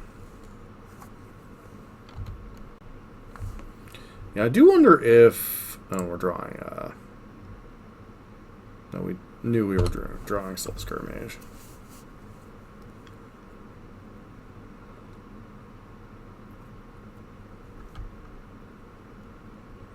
Mystic Sanctuary, something back to the top. Yep. Path to Exile, sure. Then you get to Teferi it back to the top. Bounce this, path this.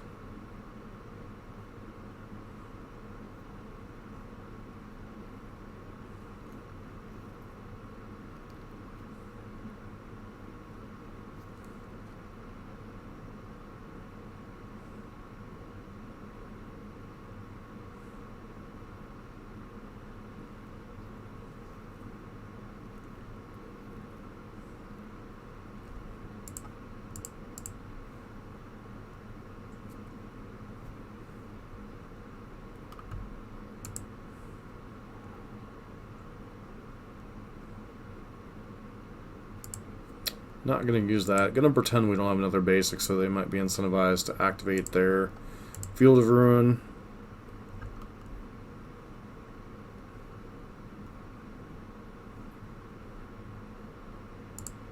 So I'm going to deal with Teferi now.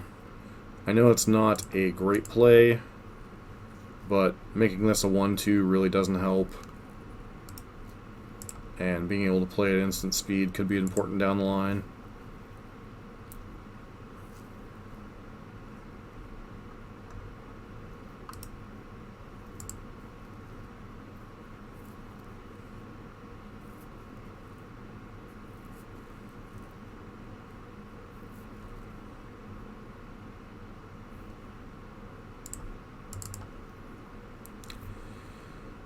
And fire off the Metamorphose.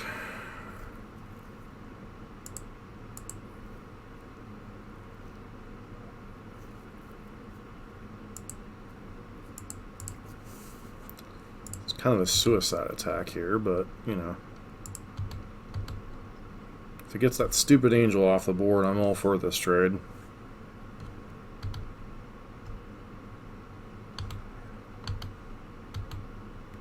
Alright, Abysseus, have a good night, man.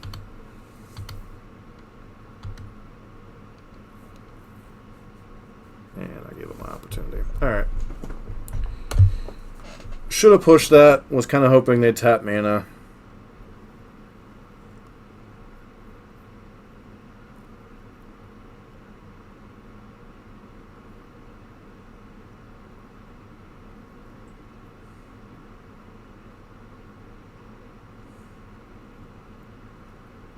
Yeah, that's pretty much going to be game here.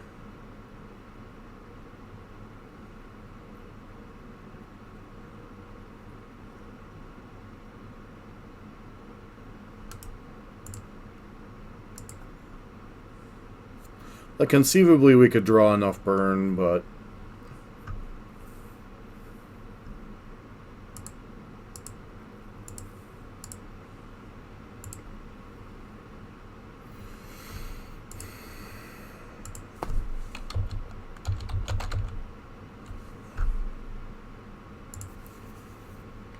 Restoration Angel.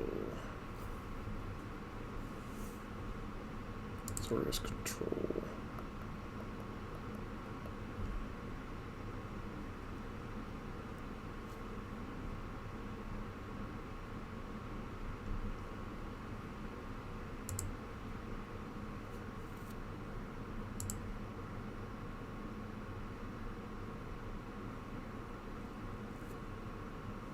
So our opponent could be on a spell queller version. Because the version I'm seeing here shows all the cards that we saw, but also runs spell queller.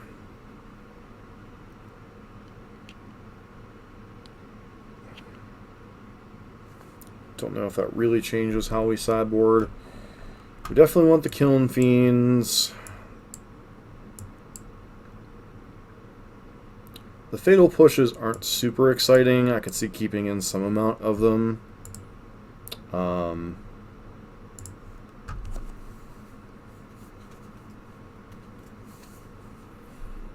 Could see Molten Rains come in. Could see Nihil Spell Bombs come in. So I think I would bring in the Spell Bombs, go down the Metamorphoses and the Fatal Pushes.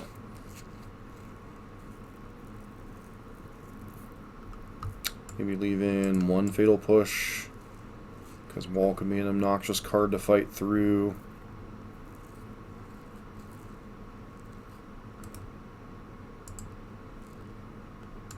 Try it like this.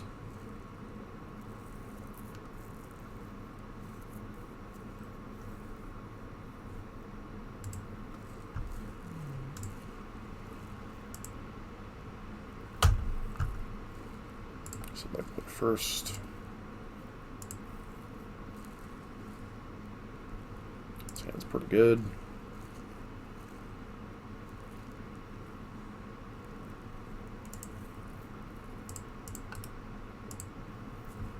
Lead on that. I'm not going to play either of the Mishra's Baubles.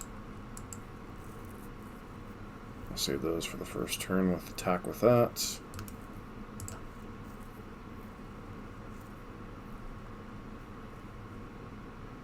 That's a pretty good draw here.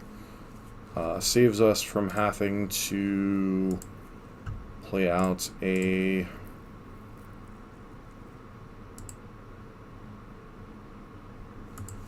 think I just got an attack with one. Attack for my one here and like it. Next turn we can play out the Baubles and really go to town.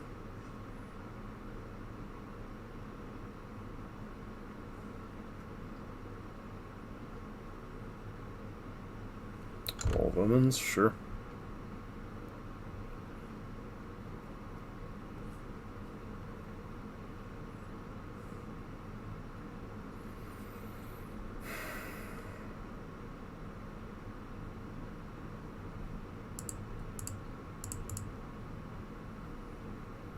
Obviously, this is increasing our exposure to Supreme Verdict, but yeah, that's rough.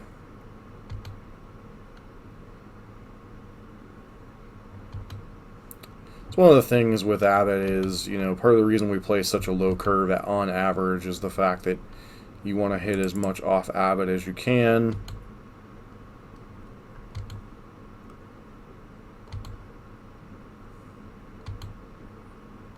Run the kill Omen of the Wall of Omens for funsies.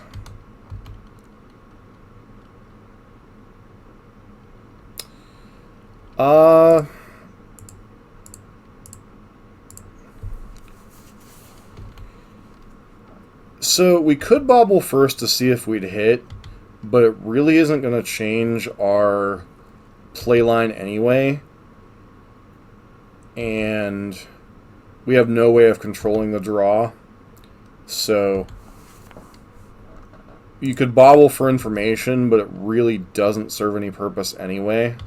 Because we're going to have to play Abbot under the counterspells as is. So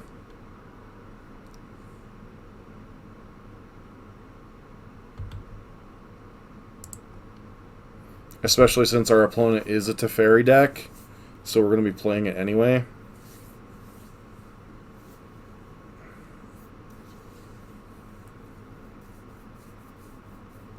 Winds of Abandon. Okay, opponent going deep with the removal spells. So we have a turn here. If we have some good draws, our opponent has an opt, and they're going to be drawing a path. So the only thing that might keep them alive here, relatively speaking, is a Force of Negation. I presume we'll see here if they have it.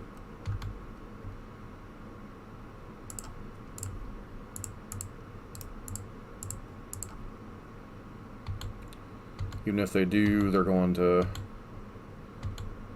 dead anyway. Alright.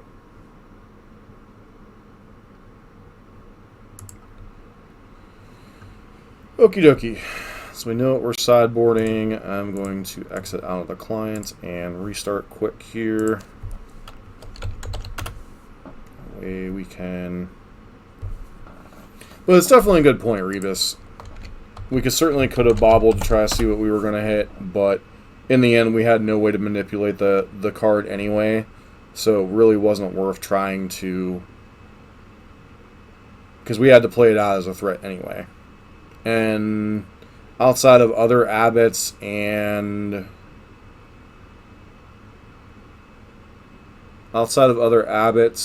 that one copy of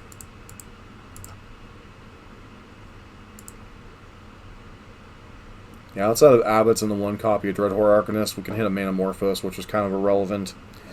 I could actually want Collective Brutality here over the Manamorphose. Is that something I'm interested in? Could also bring in Molten Rains, potentially. Spell Bombs aren't terrible. I think we want the Spell Bombs, actually. Why are the Kiln Fiends not in my deck? I thought I brought those in.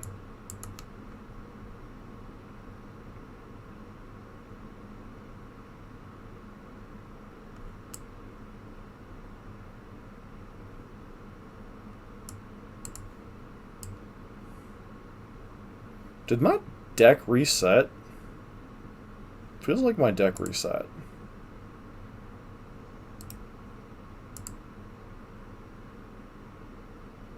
Okay. I was gonna say, I could have sworn I had the Kiln Fiends in. This hand is a bit of a trap, but I do think we keep it just on the strength of, you know, most of our opponent's removal is Path to Exile.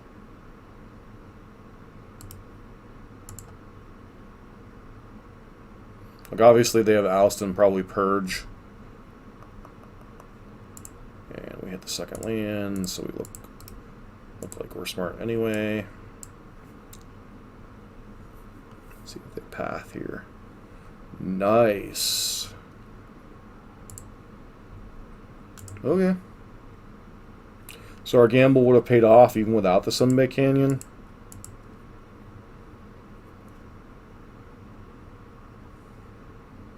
We have a wall.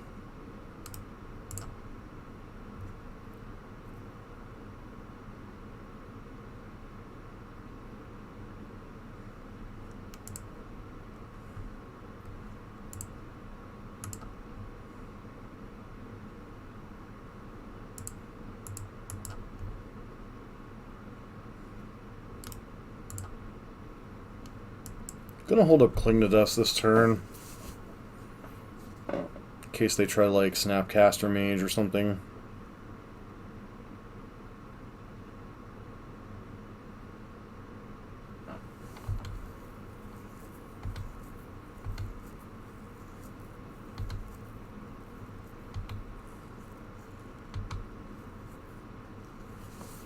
I don't think I want to expose the other Swift Spear. I think we want at least a little bit left in the chamber in case our opponent... Archmage's Charm could be really bad here. Hopefully this is just Snap Path. No plays. Do you have any plays?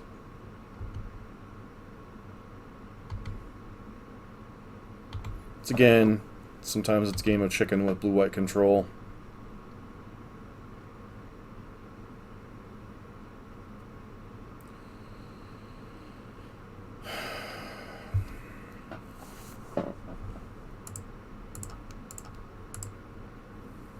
I bowled that stupid thing.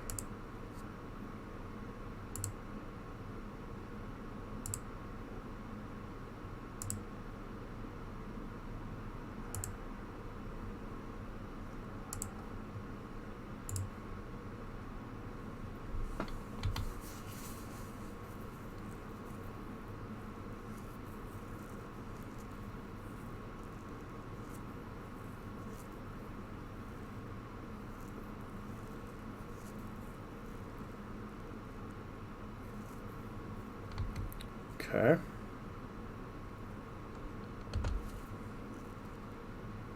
Oust is such an annoying card to play against. Well, hello there. I think it seems pretty clear they don't have Supreme Verdict at this point, so I'm just going to go ahead and swing. Hit you for 2. Play out Kiln Fiend.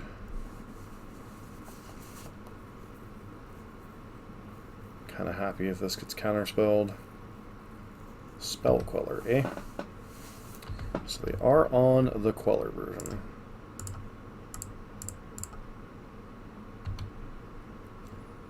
We have Force plus blue card.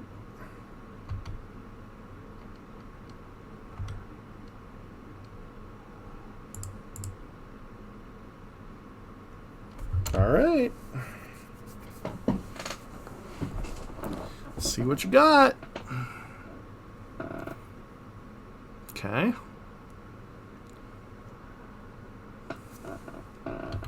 Sure.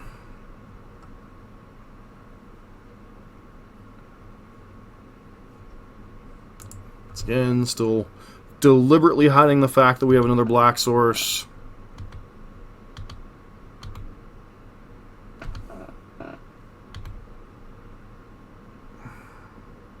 Gonna come back to bite us here.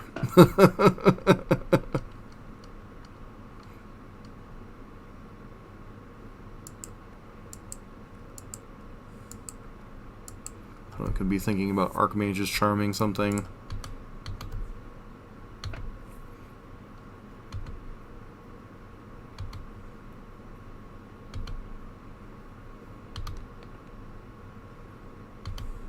Could have put Lurrus in my hand here, but I'm much more interested in holding up mana.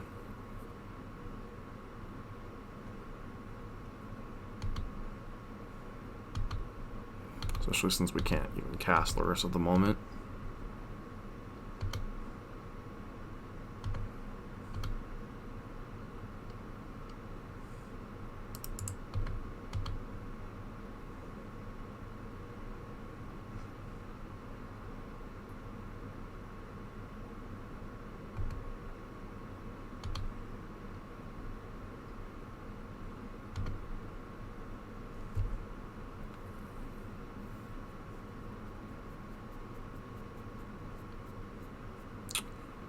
Sure. Feels like we're giving them too much time, though.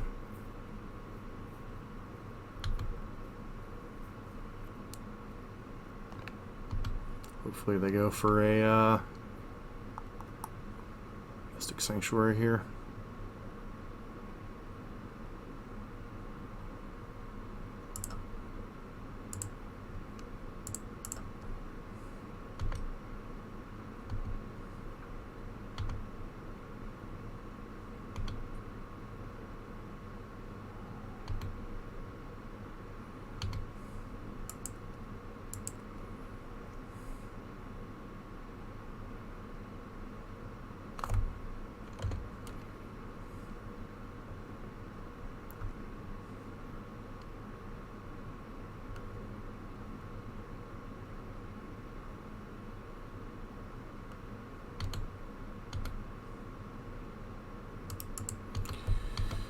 first.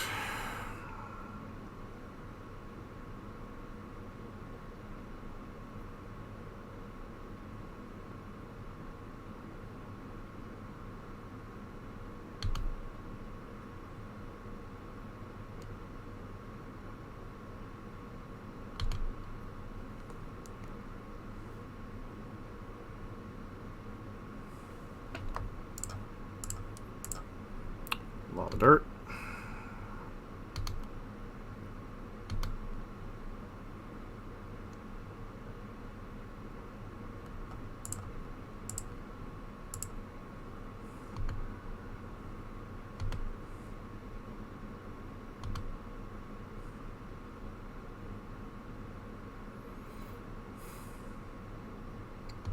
I could go for the win here, but I think just our current situation is good enough that I don't need to.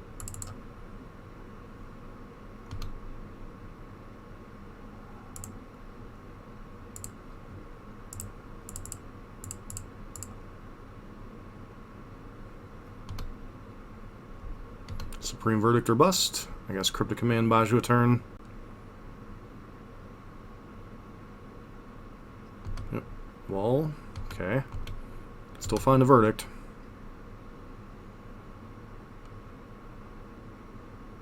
Nice.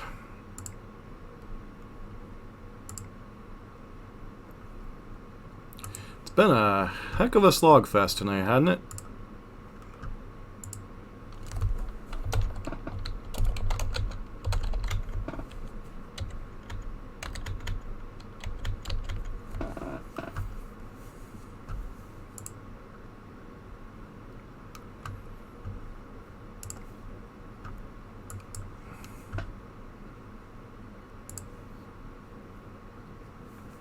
So how is everybody doing tonight as we're getting ready for our last match of the evening? As a friendly reminder, if you're new to the channel, please consider giving us a follow as we stream most nights around this time. Usually I'm streaming modern content. Occasionally I'll be streaming Pioneer and Legacy. I primarily focus on red-based aggressive decks in Modern, whether it be Burn, the various Prowess variants. I do sometimes get into Jund or Grixis Death Shadow or 4-color Death Shadow. If you like that kind of content, please consider following the channel here.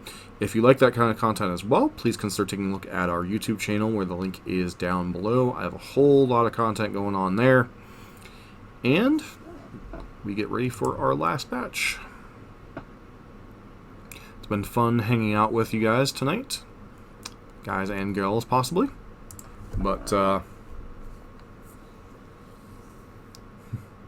Mono Red Mill. What's up, Tavern? Does such a deck even exist, good sir?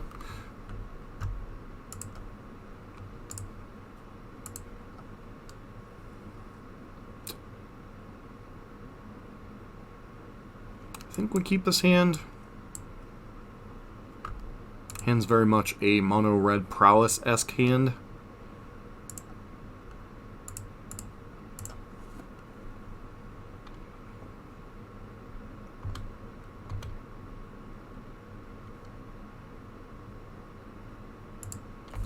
No, the epitome of jank is a deck that has been discussed in chat at some length in some things, and I currently have a list sitting in my inbox. Redless Burn.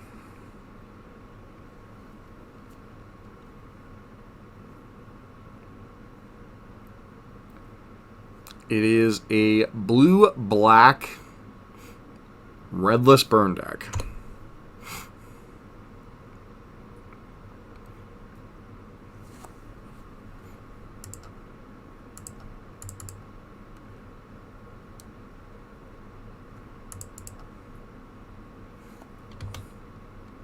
Modern.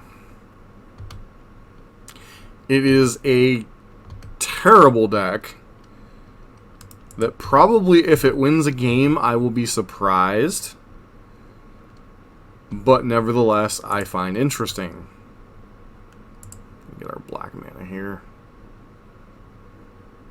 I guess we go ahead and Lava Dirt, because why not?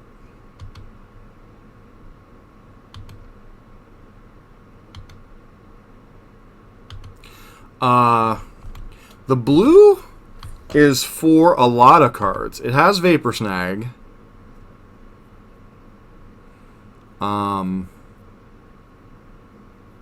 It has Psionic Blast. See if I can pull up the pile. Fuzz, where is your pile, my man?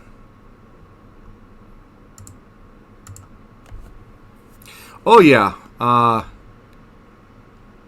Psionic Blast, Snapcaster Mage, Vapor Snag. It's a pile. Yeah, Psyblast is modern legal. It was printed in Time Spiral.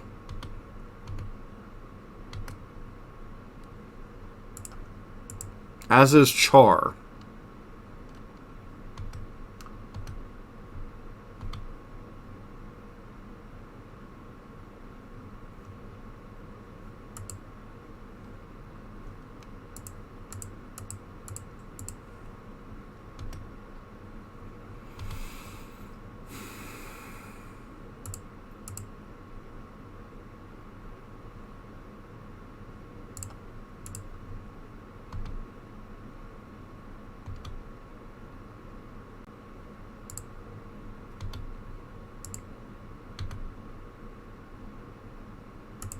Curious if they have path here or not.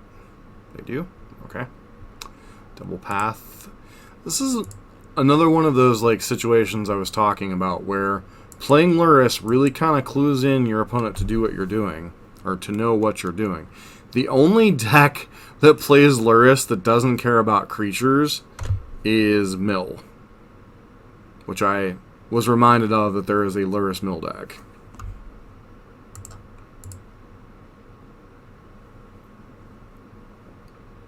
Put Lurrus in our hand, because what else are we going to do with our mana this turn?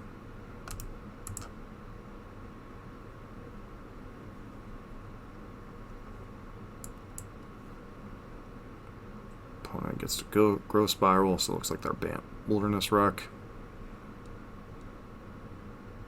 So they could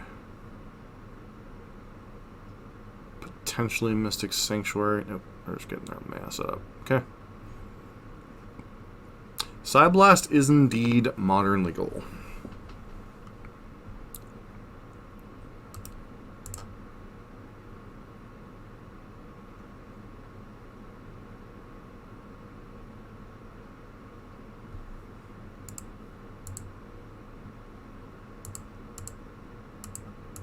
Gonna do this. This way if they counter it, I can at least unearth it this turn.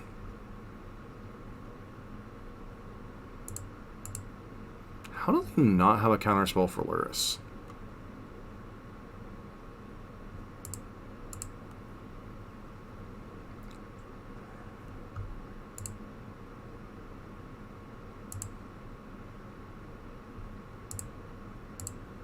Presuming this is going to get countered, though.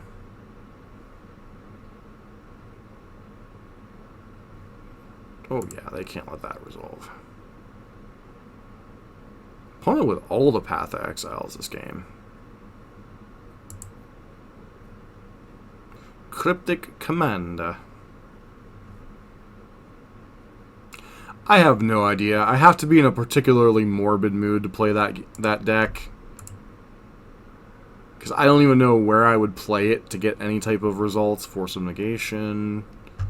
Okay, let's just lava... No, I guess we shouldn't lava dart your face. Yeah, let's lava dart your face. Because I really don't want to get that exiled.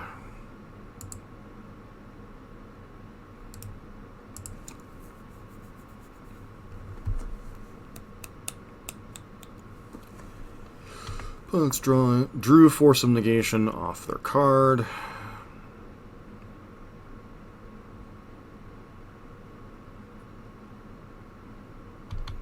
Jace, the Mind Sculptor. Which they can kind of freely tap out for because they have that Force of Negation.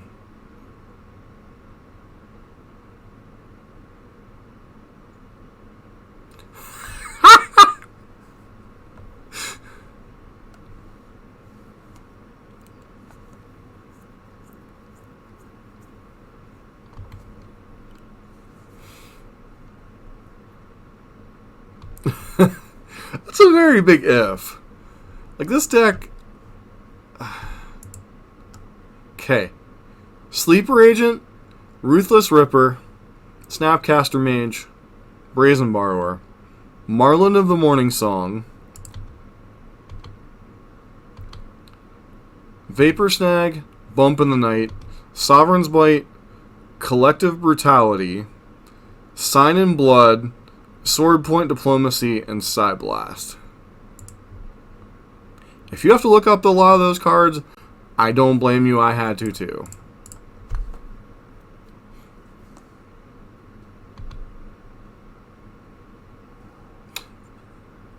Fatal Push. That's a good card.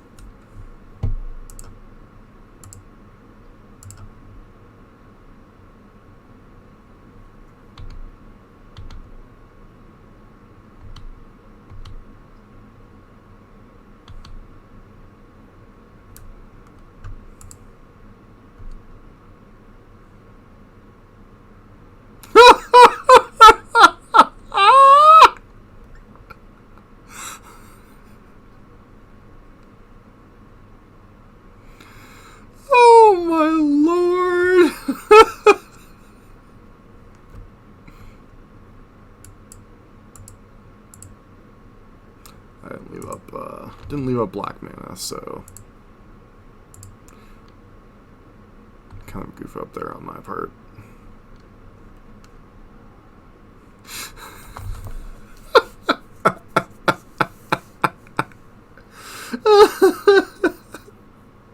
That's awesome. Where did you find that pile?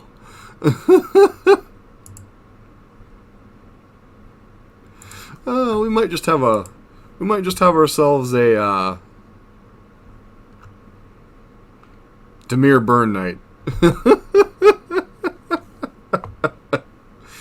Oh man. I think that's gotta be one of those nights I'm just like, yeah, I'm gonna blow a lot of tickets on this.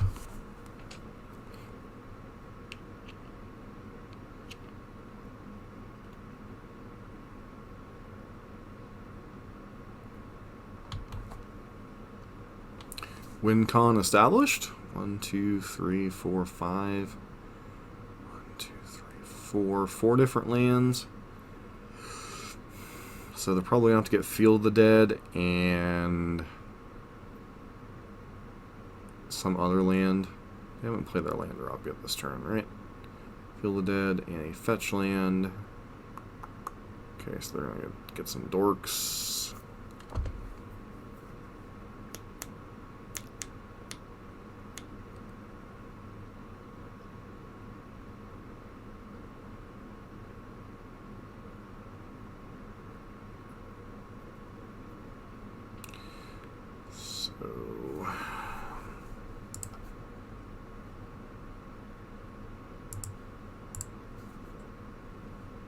They have Force of Negation. It's chilling out, right?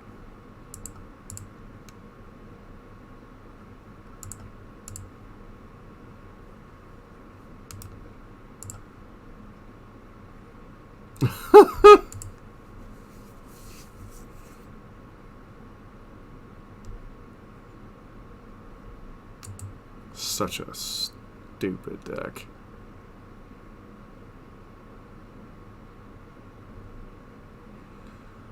Oh, wow.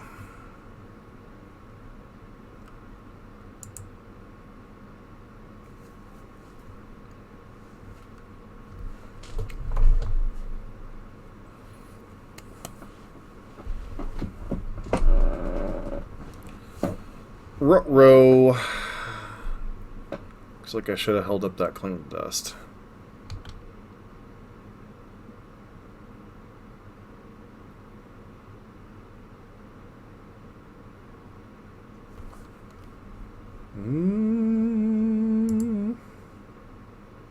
Yeah, it's 2 years old.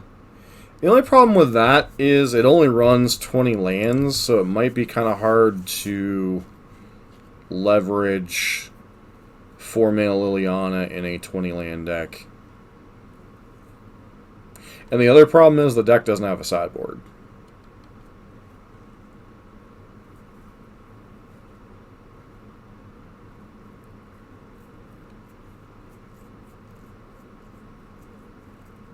Yep, should have held up Cling to... I guess holding up Cling to Dust doesn't matter because they have Force of Negation in hand anyway. So we're still on the try to burn you out plane, which seems much, much, much more unlikely.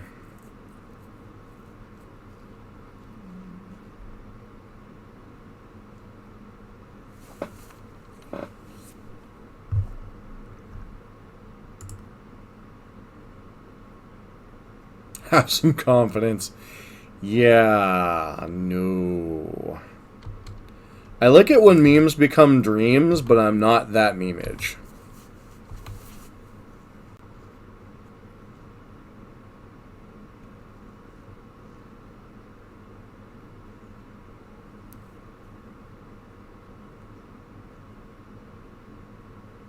Memes, memes, memes. All you need is memes.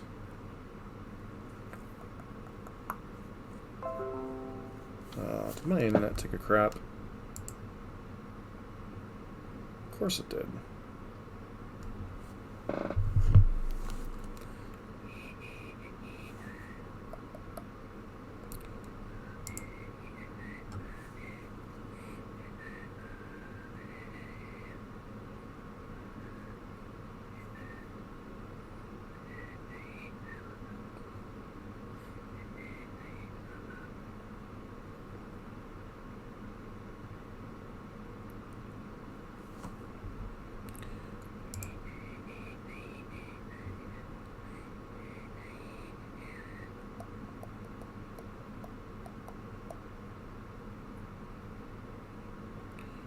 Horizon.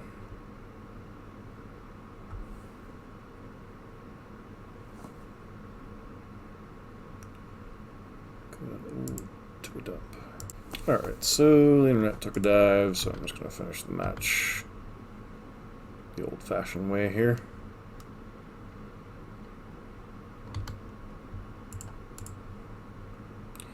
Finishing up recording.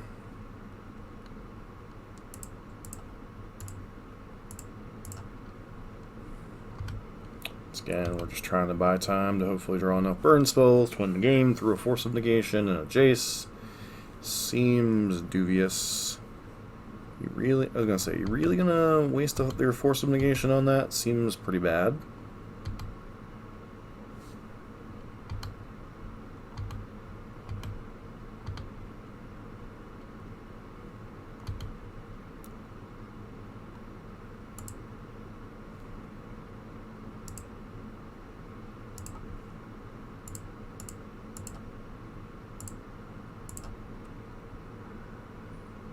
Card here. The land was not exactly what we had in mind. Seal of Fire is getting us closer. Wouldn't be surprised if this gets Force of Negation.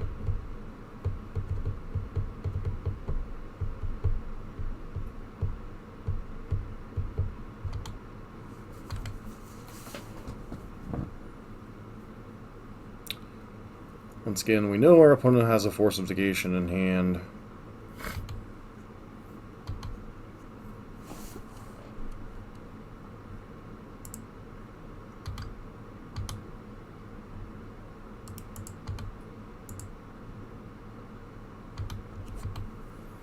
Either way, these creatures aren't getting through if we attack Jace or if we attack them, so...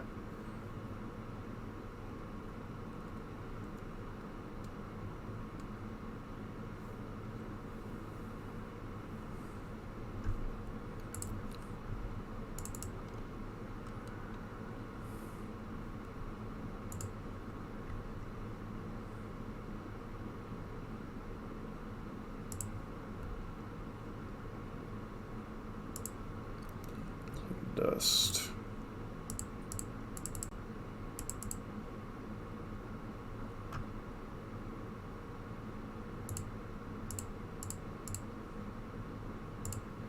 Should leave the lava darts in the graveyard.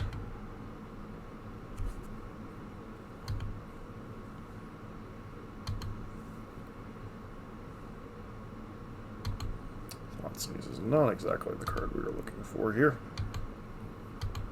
I screwed up. I should have flashed back a lava dirt. Save our dude.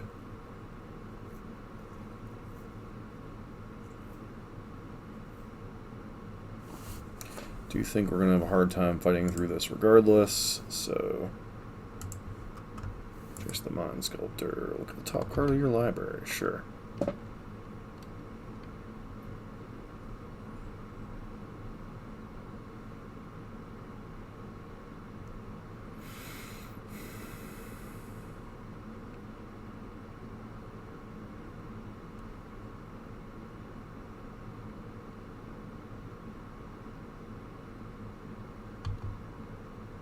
Okay.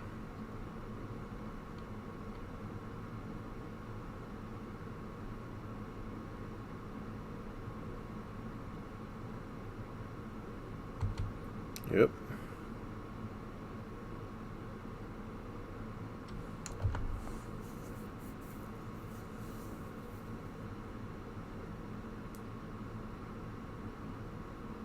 Presume they haven't left a land or maybe a creature on top. Thoughtseize.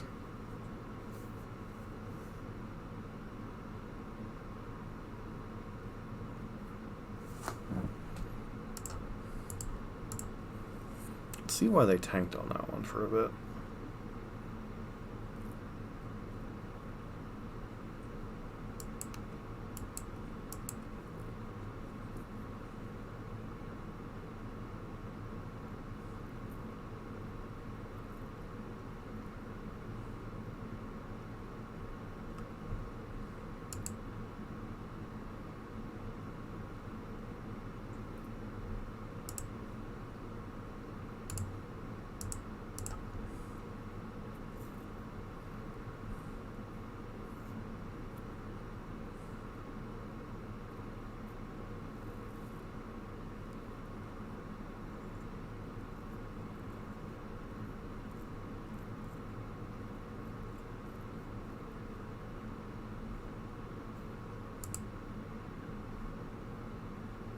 Why wouldn't you just...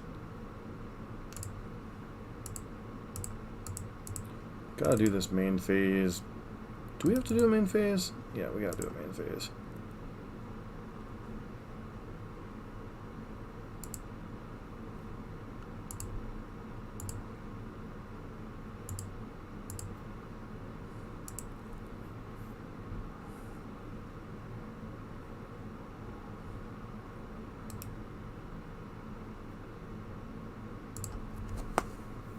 Has a Mystic Sanctuary in hand.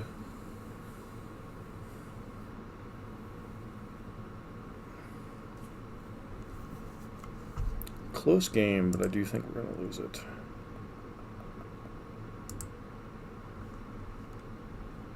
Sure.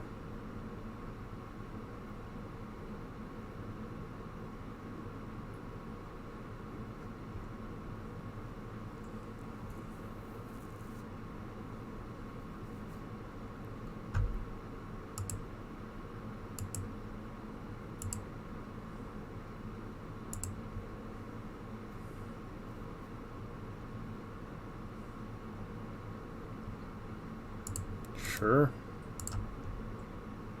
Don't think creatures are really your particular problem here.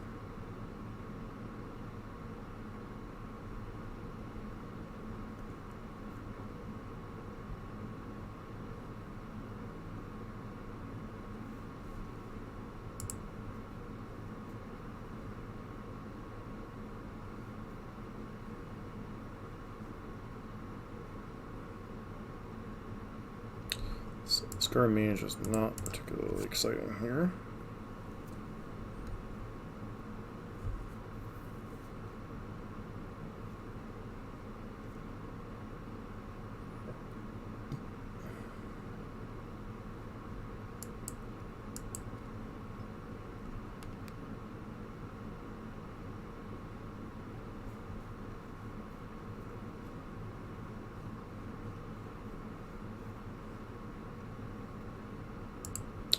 Yeah.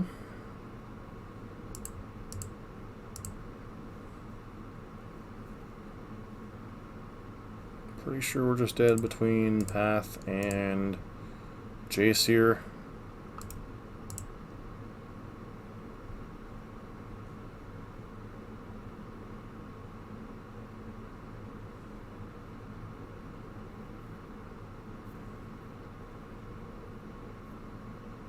Go Spiral. Alright.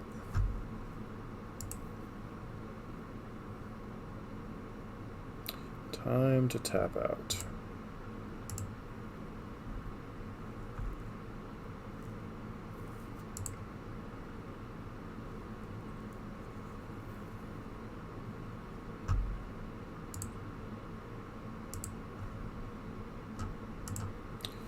Go back to live streaming this, but so against blue-white X, we definitely want the Killing Fiends. Probably want Molten Rains in this style of matchup. Spell Bombs could potentially be interesting. Fatal Pushes don't seem quite as interesting.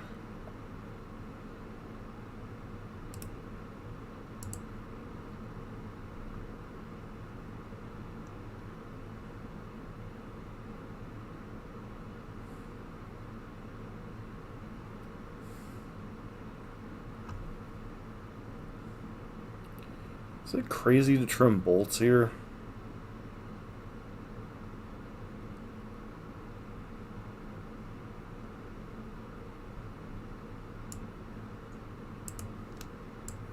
Might be honestly trim some bolts matchup.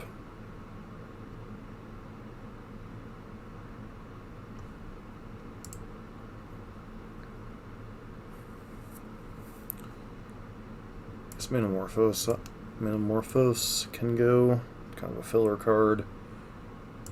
Maybe trim some amount of bolts. Like, yes, it goes face.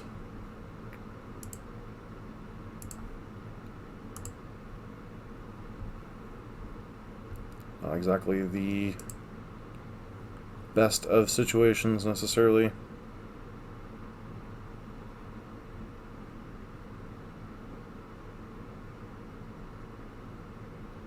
Alright.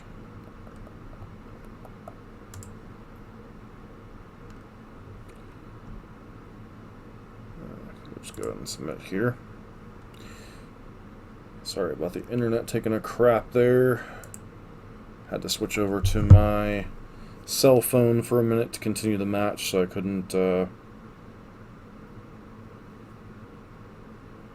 broadcast off of that.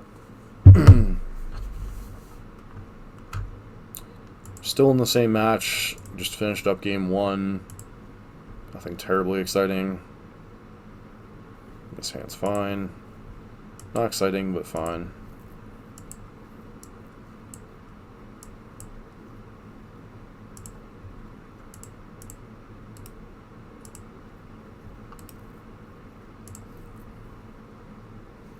It's really going to draw out a Force of Negation?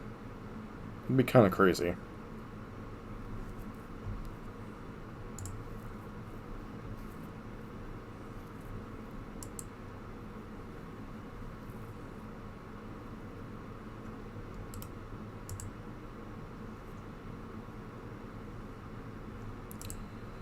So I'm going to lose some potential value here, but I do think I need to get on the board to try to resolve this Molten Rain. We get hit by a Spell Snare, we get hit by a Spell Snare here.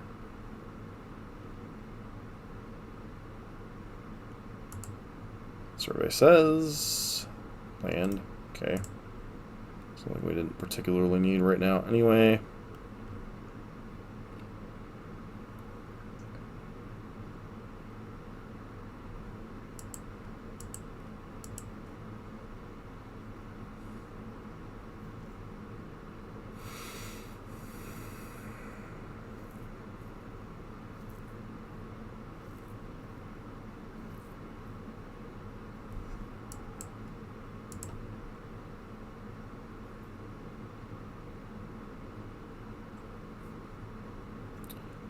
Okay.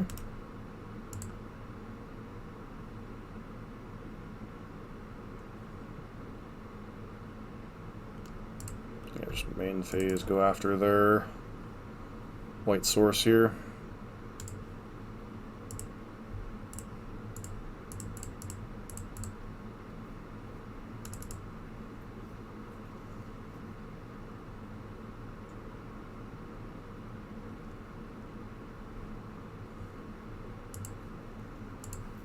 That's a card I'm perfectly happy with drawing again.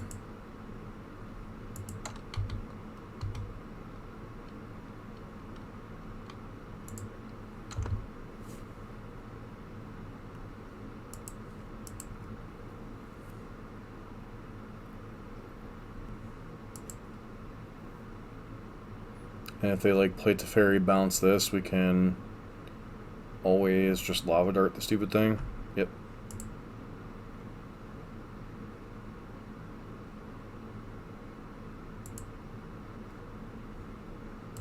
Just planning on buying time.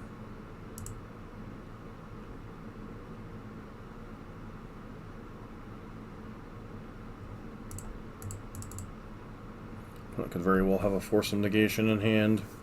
It's unfortunate, but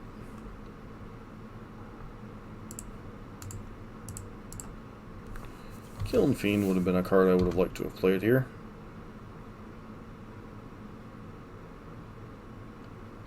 Alright, so we got Teferi out of the way. Just exchanging resources to buy time, because I think they, with the Field of Dead plan, they have the better long game than we do. Well, our good deck is very good at grinding. I do think they are definitely favored.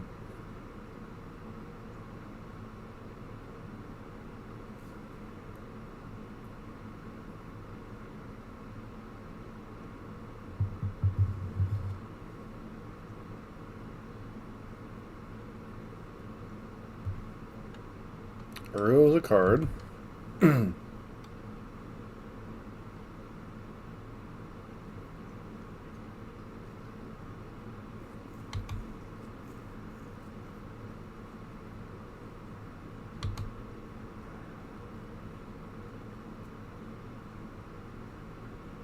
They have another land.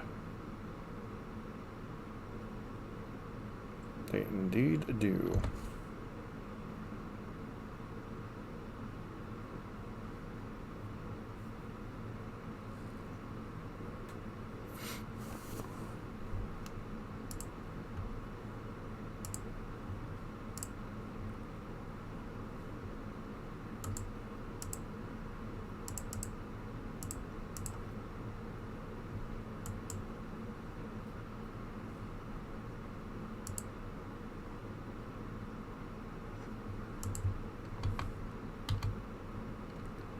Just going to attack with Abbott here.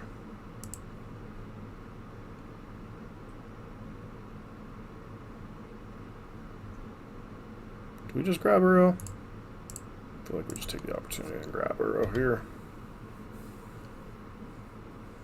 Without you having to use Spell Bomb.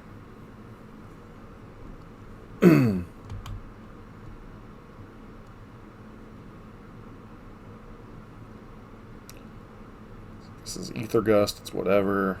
Okay, it looks like it's a path. So that's fine. They've had to take multiple things of damage to do this.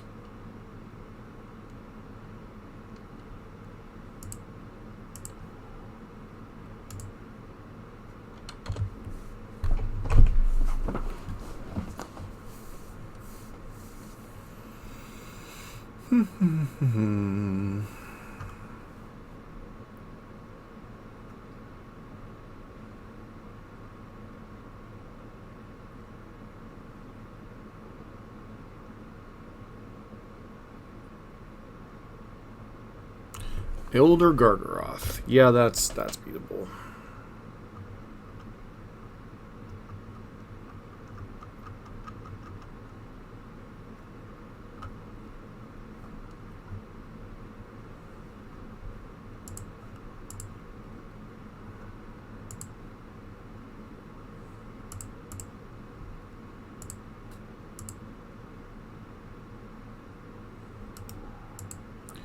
All right. Kind of a disappointing end of the league here, but you know, we played a whole lot of grindy going on here.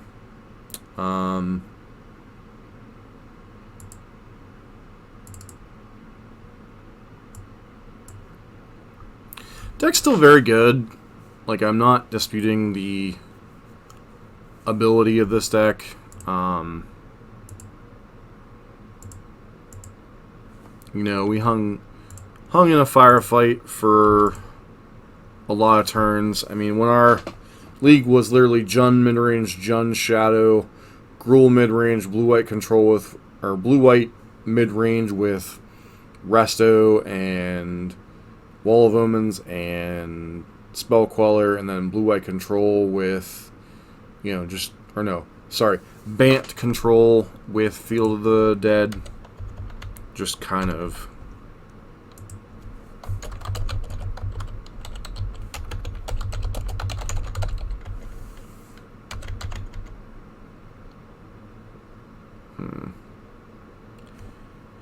what a league.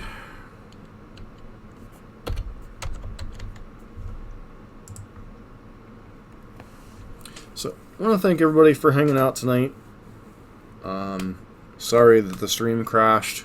We had quite a few viewers going there. That was nice. Huge thanks to Goblin Lackey for the raid, DLC and Nathan for the follows. It was definitely a fun game, or fun stream between Goblins and Rakdos, Prowess here in Modern. You know, not the best results, but this deck's still pretty darn good. I think it showed itself pretty well in 5 very grindy matchups. So, once again, when you show your opponent a Lurrus, they kind of know what to mulligan to a little bit, and it's kind of disheartening in that regard, but this deck, I think, overall is very good, and, you know, we just run into some rough matchups here, unfortunately. So, anywho, gonna call it an evening. Let's see if there's anybody on that I can send y'all to. I guess Ghost is still on, so we'll send you guys to Ghost. And great channel. Hope you guys have a nice evening. Hey, no problem.